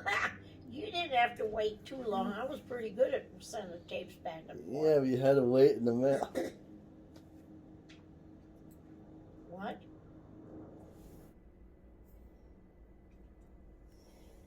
Okay, we're back again, day 3. And we left off at ADAC. So at the end of ADAC, when you came back to California, how did that go? It was kind of sad leaving the island and friends, but it was a happy time to go back to the family. And of course, his truck was shipped back, so we picked that up in Seattle. When we flew to Seattle, we picked up his truck and we drove home. And on the way home, we stopped to see Les and Dot's daughter, who lived in Central Point at the time, and had a nice visit with them. And then we continued on home, and we got home and lived with Barb and Frank till we bought a place, and we ended up buying a mobile home in Vallecita Park, 14 La Lomita. I liked that place and had good neighbors, and Essie and Earl lived there, and at that time Debbie was pregnant with Justin, and the park, you couldn't have anybody live with you because it was an adult park only for 2 weeks.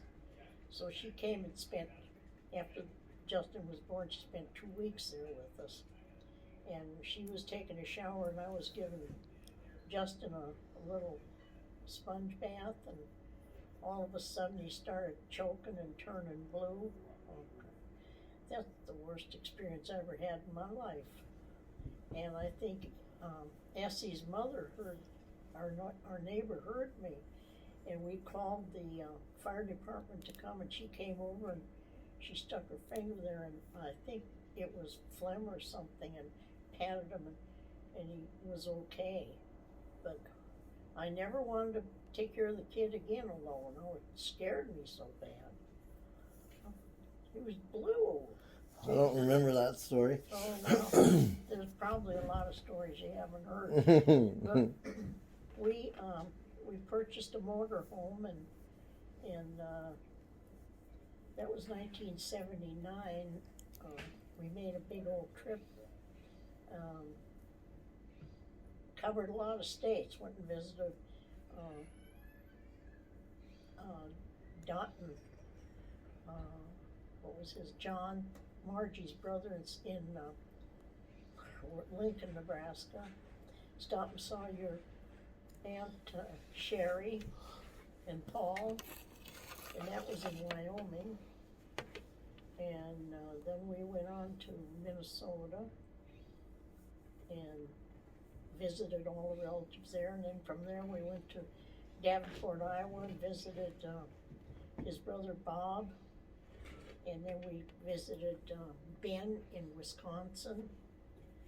And of course we covered all of them in Minnesota. And then we went on to Michigan, where Gloria lived. And then from there we went to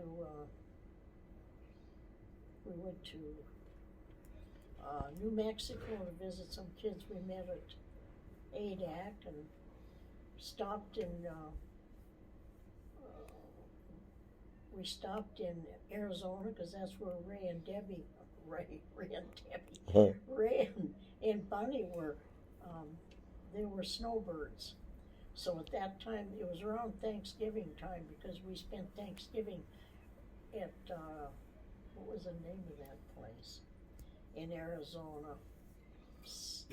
Can't think of it right now. Another one of them senior moments. Anyway, then from there we went to 29 Palms and visited Shirley and from who we met at ADAC also. And then on home. We was gone at least two months. We left what? September? We was gone over 2 months. That must have been fun. Yeah, it was fun. Then we came back and back to our mobile home, and I met George and Pat Miller. Her mother lived there at Vallecita, and she had this little bird that she asked me if I could take care of. It was a quail. A cute little thing. I named it Quincy the quail. And nursed that back to health. And then George and Pat was talking about their log house. They showed us pictures, and right away I fell in love with the log place, because that's what my aunt had when told you we went on that trip with Grandma and Grandpa and went to Idaho to visit my Aunt Minnie. She lived in a log house, so I kind of liked that. So we ended up buying a kit and had it delivered up to our lot at, what was the name of our street? Stern Deck. And Frank came up every cotton picking weekend and helped build that place. Well, we had a log crew set up the main part, the floor, and we had somebody do the foundation and had them put up the logs, but Frank did the rest. Frank and Leo, every weekend. And then one day, you couldn't come in that place without leaving your name at the gate, and you're allowed to come in. And so my sister Doris and George, his sister Julia lived in California. Gardena was where she lived. And they drove out there. And it just so happened that Essie's husband Earl was at the gate. And she said that, I was her sister, and why couldn't she come in? And Earl vouched for her. Said it was okay. So they pull up in front of the house, and we're in the house we're building. See, it is not even near finished. And I look up there and I say, oh, there's some looky-loos up there. And then who gets out of that car but George with his stupid, hat on? And Doris, and I thought, oh no. And she was bragging about being able to get in there. I told her she couldn't. I could have kicked Earl's butt. She beat it. So anyway, they spent some time with us, and of course we lived in the motorhome right up on the street, and that's where we stayed, you know, with them. And you know, we finally moved in Palm Sunday. We moved into our log home. That was such a wonderful place. You kids all loved to come and visit there. Oh yeah. Oh God, the lake, and I remember one time, Carrie, you coming up there with your Jeep. What did you have? A Datsun 4x or my Toyota 4x, one There of the two. was a two. You was down there, and the lake was pretty darn low. I think there wasn't much water in it at the time, and you got stuck down there. And it was Thanksgiving. You were supposed to be up there for Thanksgiving dinner, and you were down in that hole. And I think Carl and Harry. Carl Paul and Harry Welsh got their cars, and they put them together, and they pulled you up, didn't they? Yeah, I was stuck at the bottom of the lake, and it started raining. Yeah. And it rained hard, and by morning, your car would have been under. They had one Jeep come get me, and it had to have a couple 100-foot long rope, and it couldn't even budge me, so they had to get two Jeeps together to pull. That finally popped me up out of there. Otherwise, there'd be fish living in it right now. Well, we had a lot of company while we were there. Barb and Frank would come up, and you and Janet and Woody and Debbie and Ray with the kids. Oh God, they loved it. And Leo got this old mail carrier's little thing that they delivered mail with, and he named it Ursina. Ray and those guys loved driving that dumb thing. They took the kids in them and drove all around. Another highlight was the miniature golf course. Everybody loved to go down and play miniature golf. And we had, what was that store down? B-Rock store. You guys always loved to go to B-Rock. 10 miles away. Yeah, and then you did a bunch of fishing. And it was just a great place. Everybody loved coming up there. And we lived there since 1981 is when we moved in the place, but we was up there in 80 in our motorhome, and we moved in Palm Sunday. 81? 81. And we didn't sell the place until 2003. And Robin was hating it because we sold it. She said, "Oh, I wish the family could all buy it, and then they could use it for a vacation place." But yeah, it was kind of expensive, you know. That's the longest place you ever lived at? Yeah. You're saying? Yeah. That's the longest.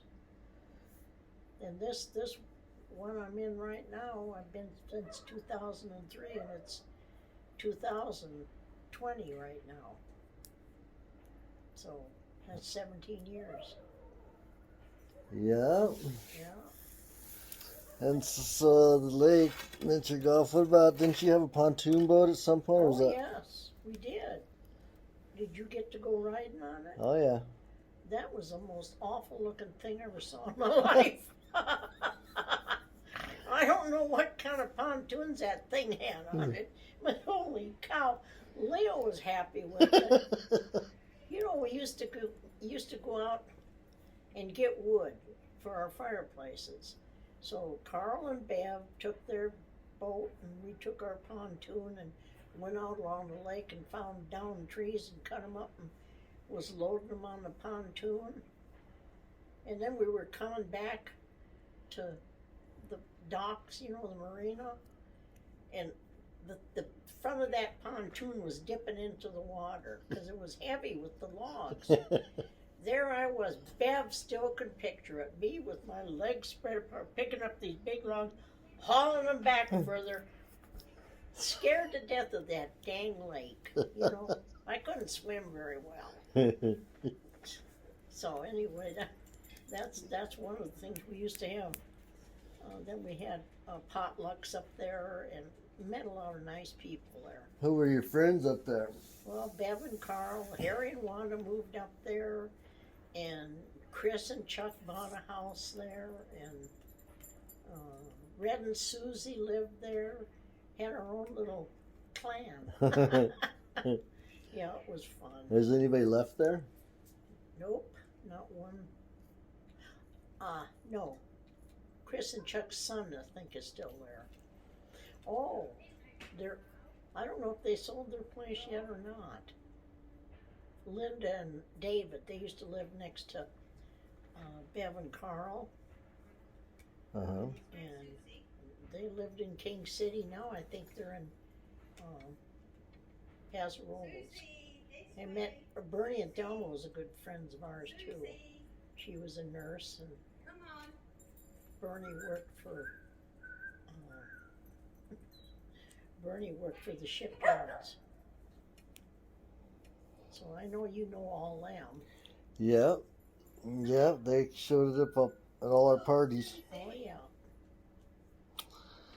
That was more fun times. That place has went up for sale a few times, and we still haven't been able to get it back in the family. Oh yeah.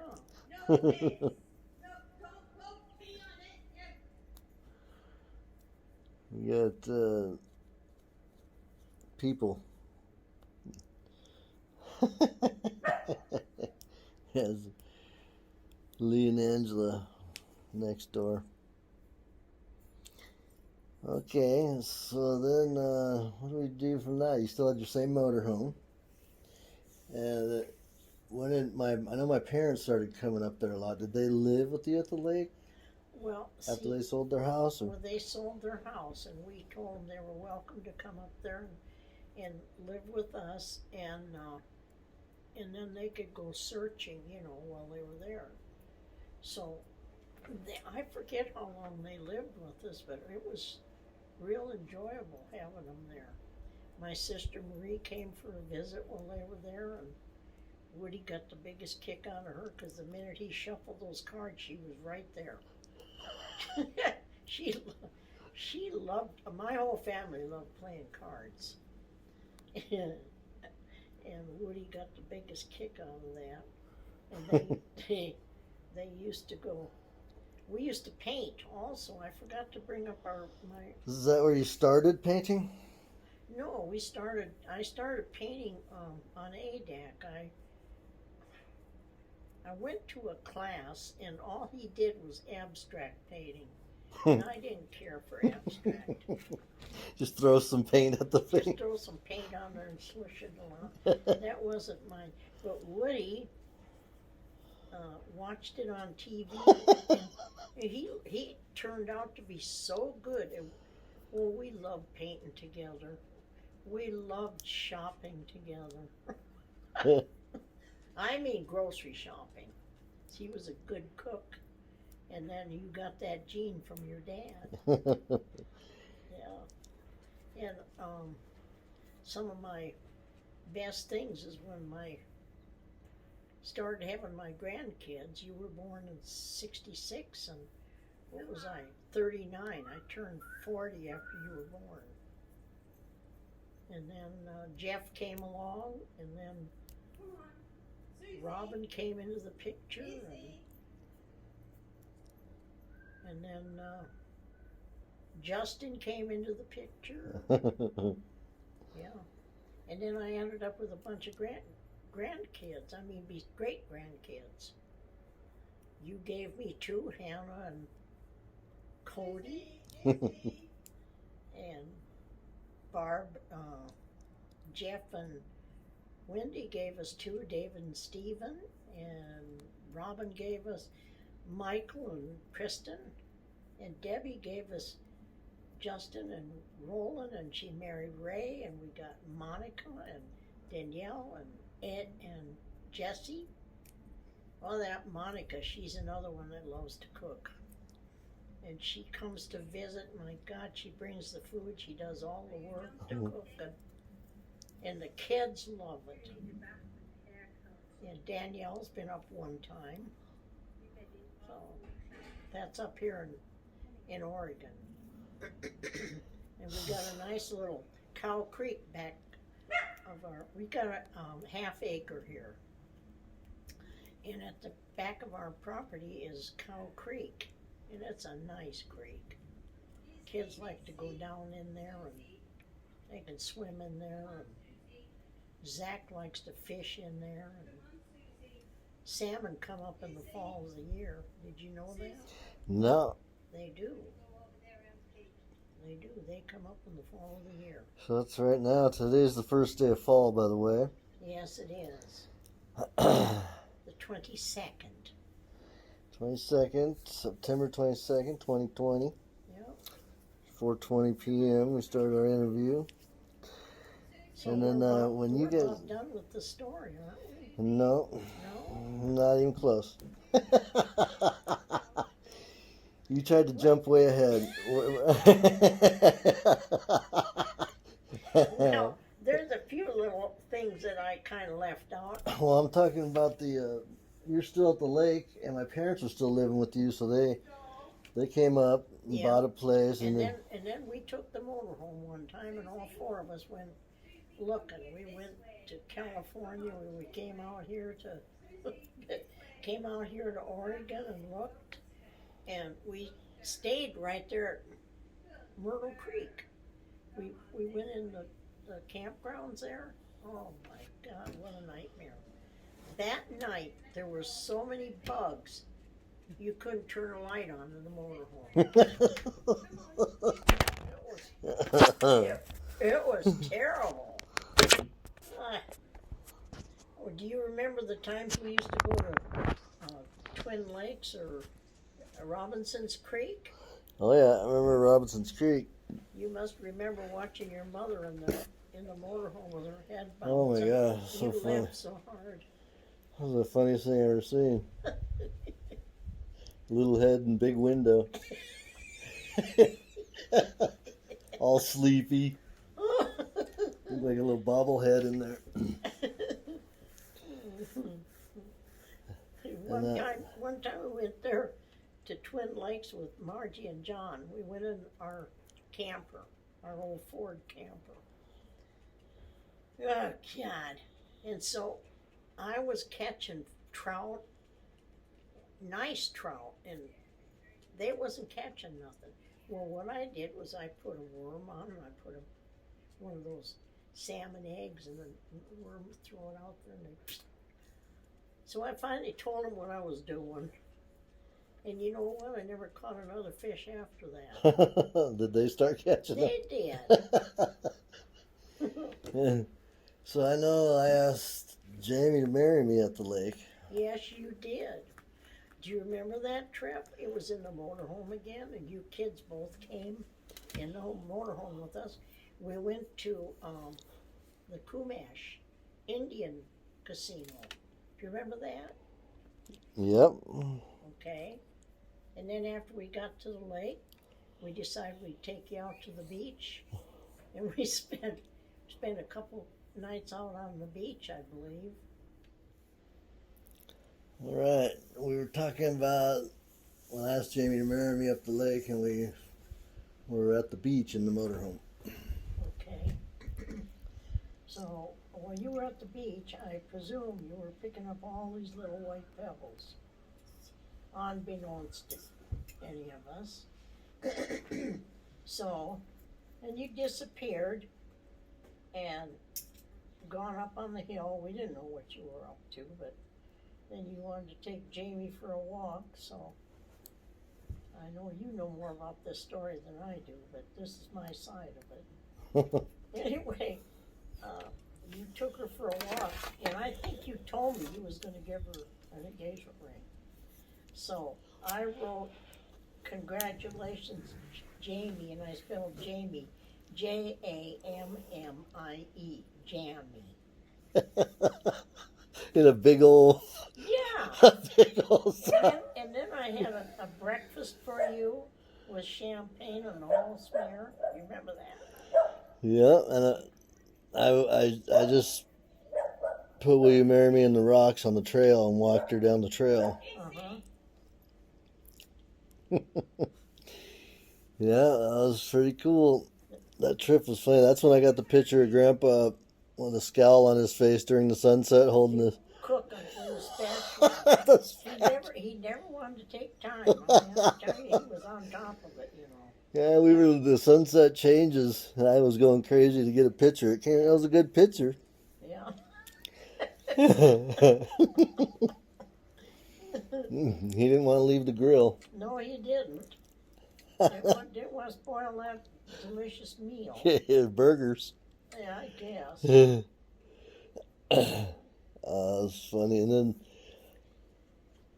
you guys, when did you move from the lake to up here to Oregon? And how'd that go?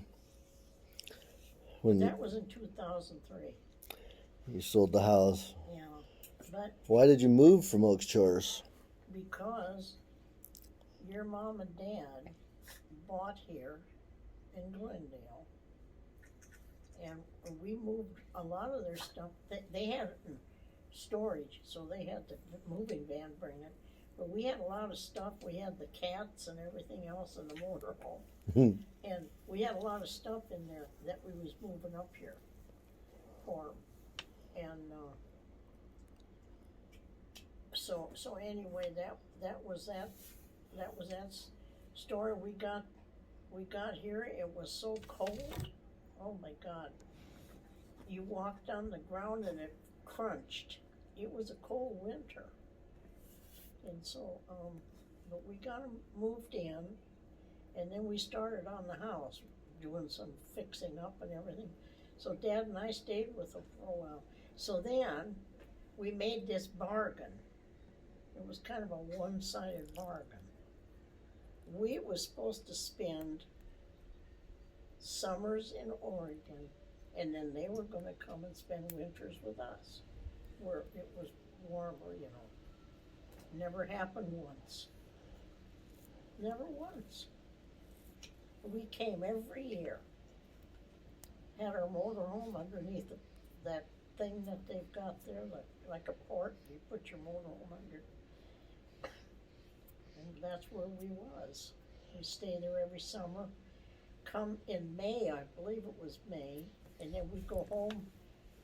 It was October or the first part of November, so.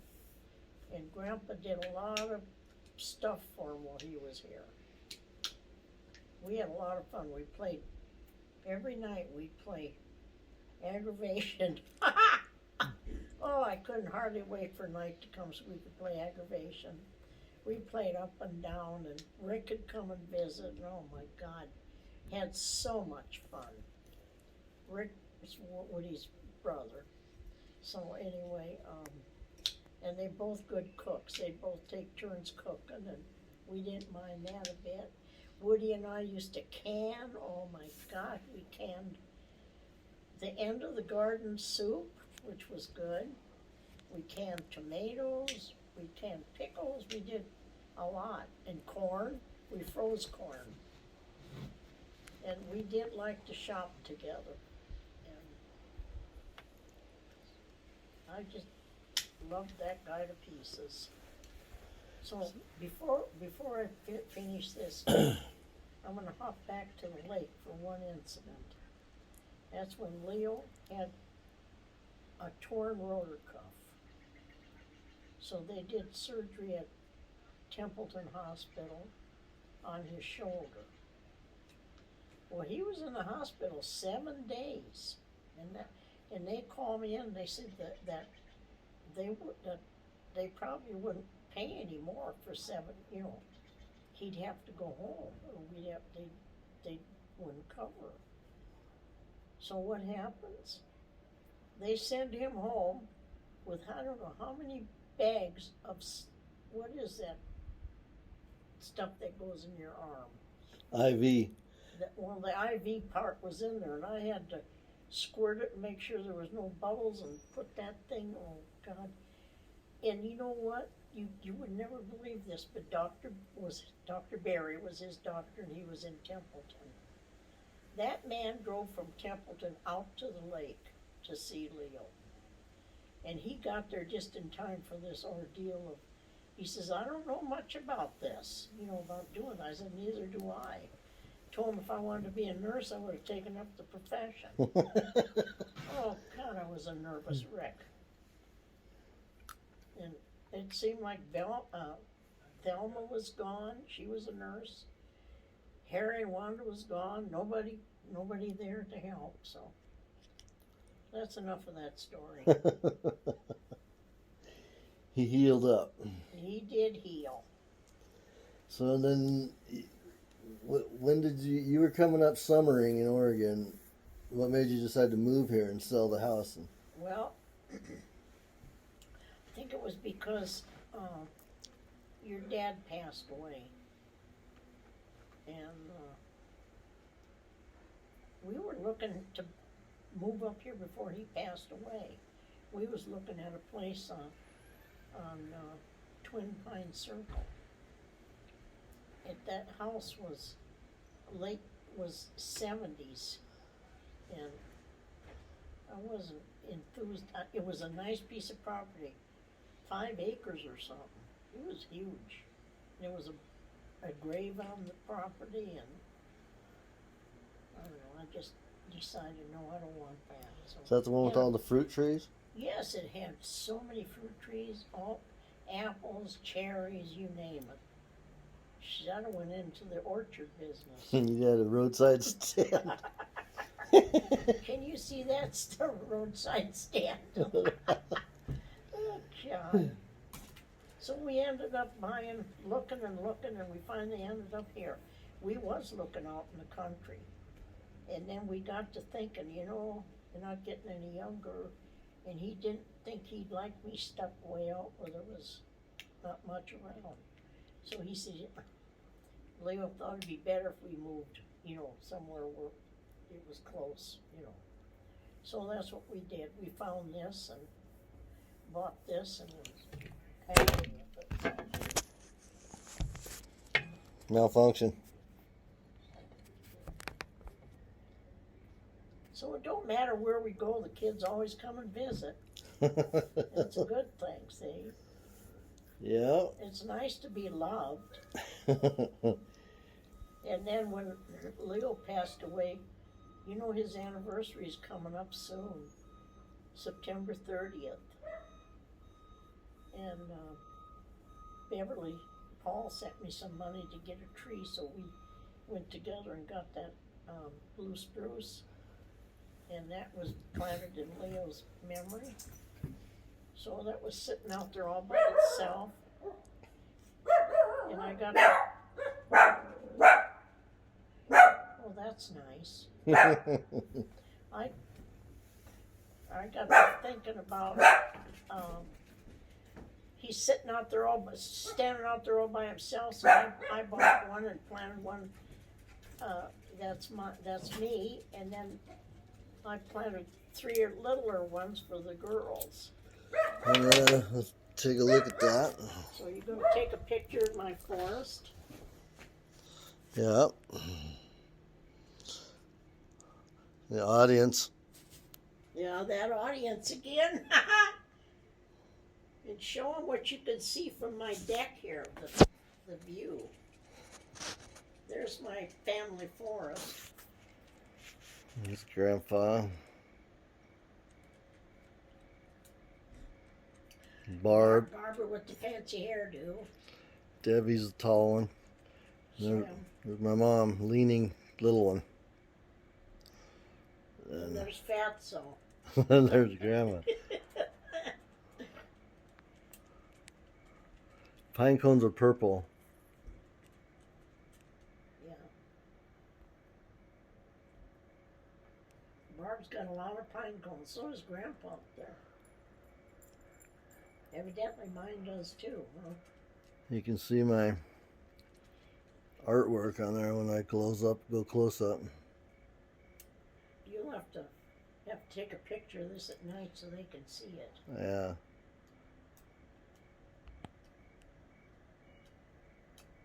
You can show them the mountains around what you can see.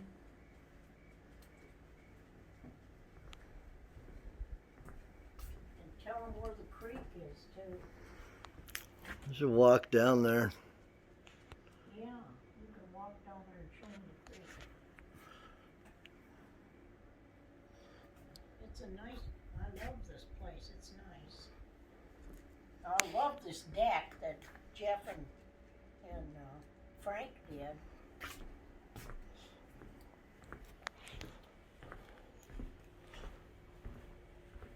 See the birds on the wire?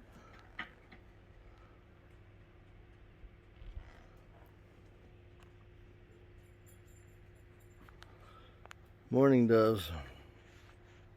Or my Tillies.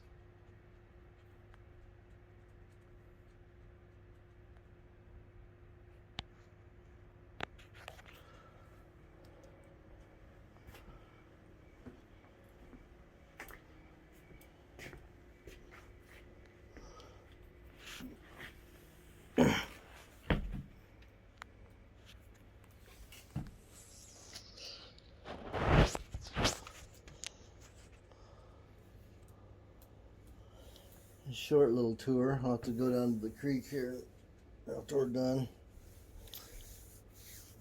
So you moved that to Oregon. Now what about painting? A little bit.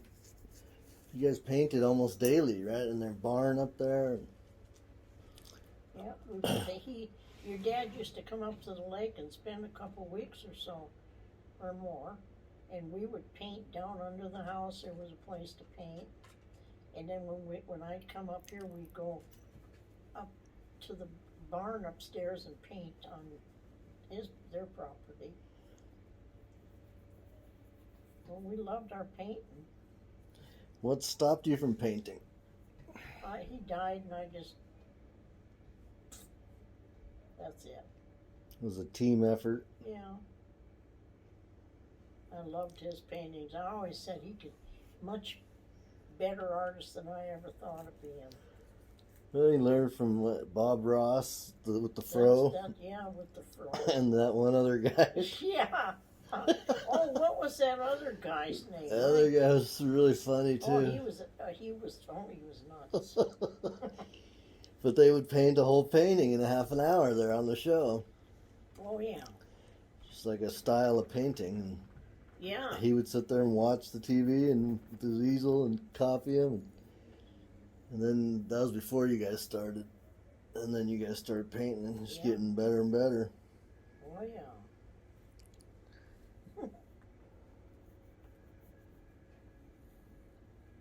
So that's my life, and I learned Leo taught me to drive when I think I was probably 14 or 15. They had an old international truck, and he took me out in the grain field, and I was supposed to miss the grain shocks, and learn to. It was a stick shift. Yeah, that's what it was. How long did it take you to catch on? Not too long. I was no dummy, you know.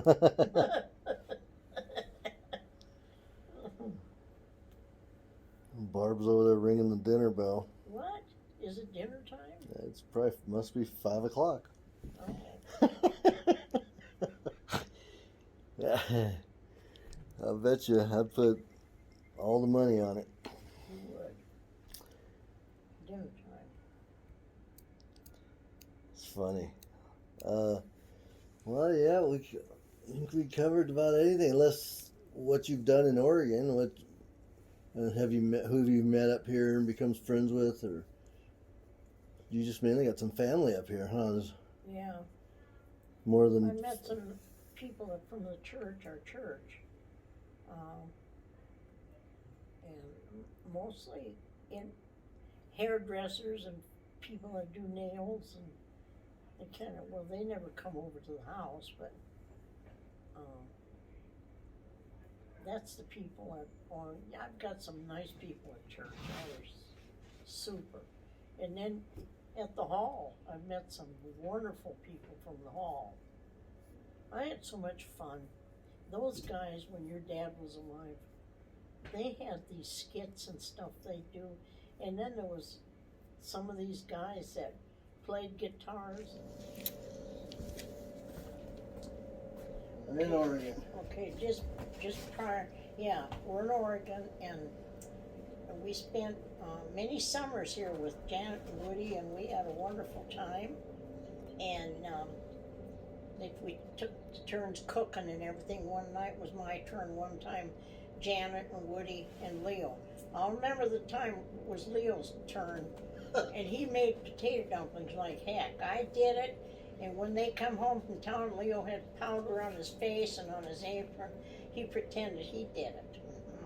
So anyway, and then we was looking around for places to buy here because we wanted to move here. And then terrible thing happened. Woody ended up going to the hospital and he passed away July the 10th. My buddy for painting and cooking and canning and shopping. We loved our grocery shopping. So anyway, then that left Janet here alone, and so we had the place on the market, and it finally sold. And then we was looking around, and September the 6th, our trailer caught motorhome caught fire.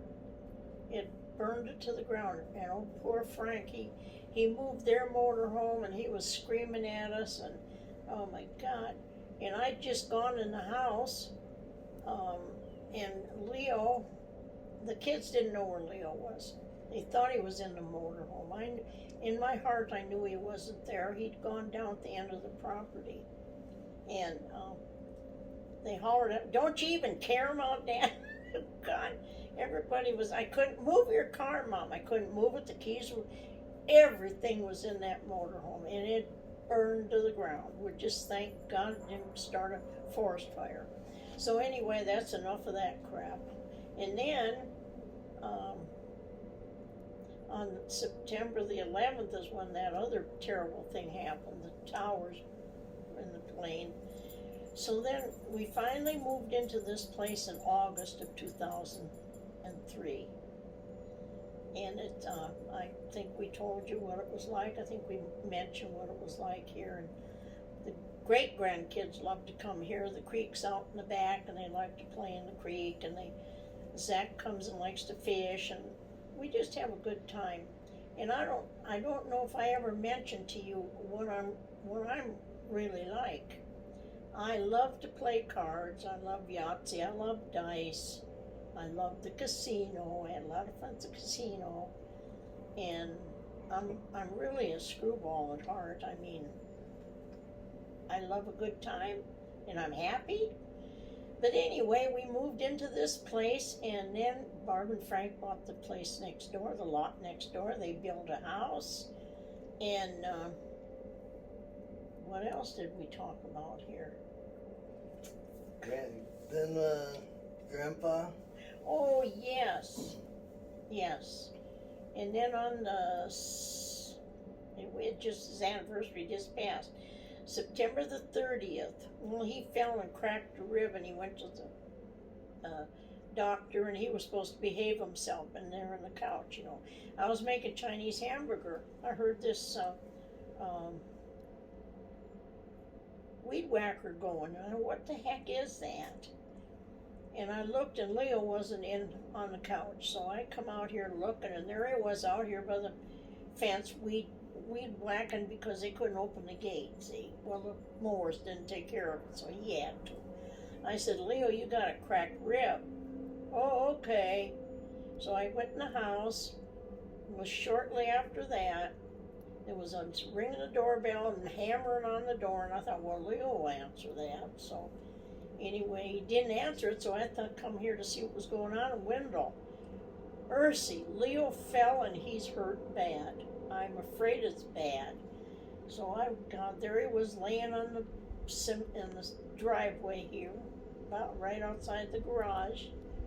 And I called the ambulance and they took him in, and sure enough, he had a broken hip.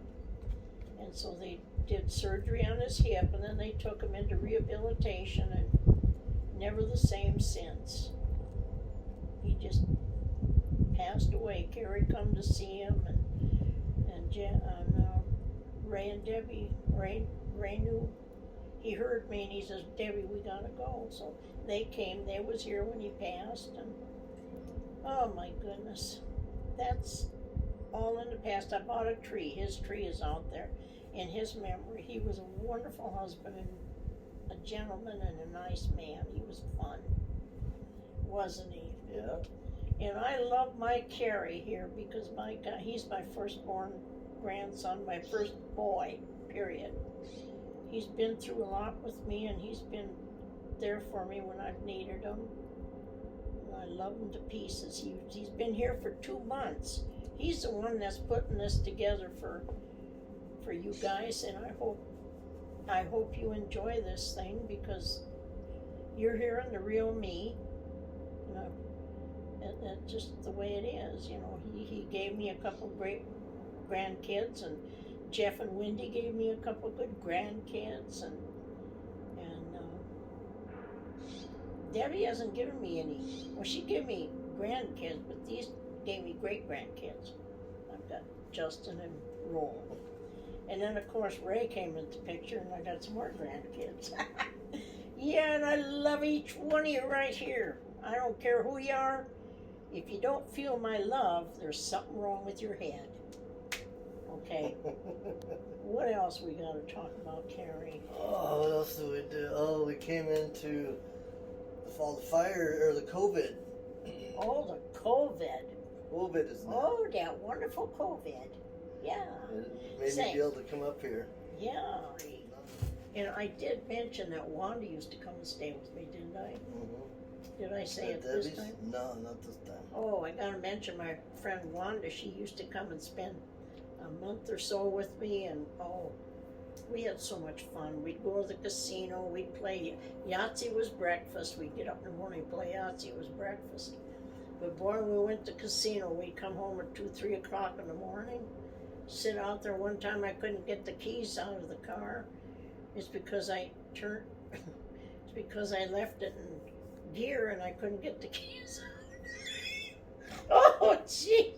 I don't want to tell you stuff like this because you're going to know I'm nuts. Anyway, this guy here you can thank for this video that you're going to see, and I hope you enjoy it. And I just want you to know, after I'm gone, I'll be looking down at you, and just want you to know I loved each and every one of you.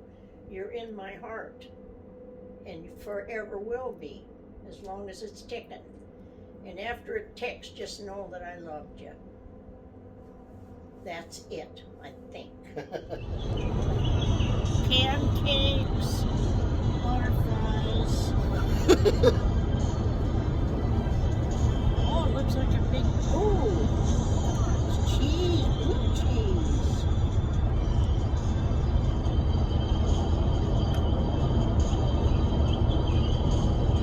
Oh, cupcakes, fruit, milk, rainbow, green apple.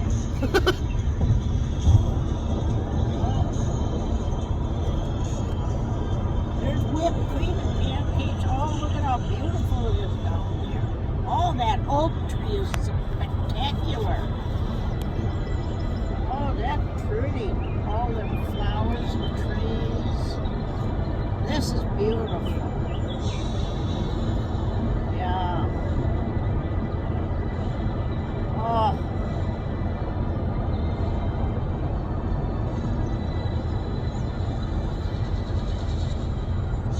Whoa! Oh, God! Whoa! Oh. My gosh. Ah.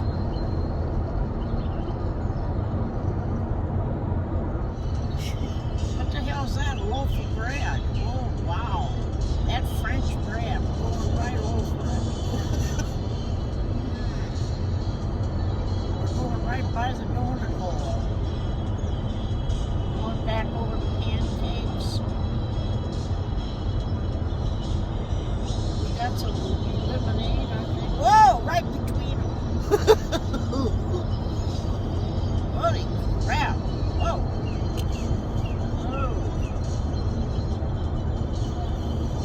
God, we're going straight up. Oh, coaster. Coaster. Oh, are we done? Think it might be done.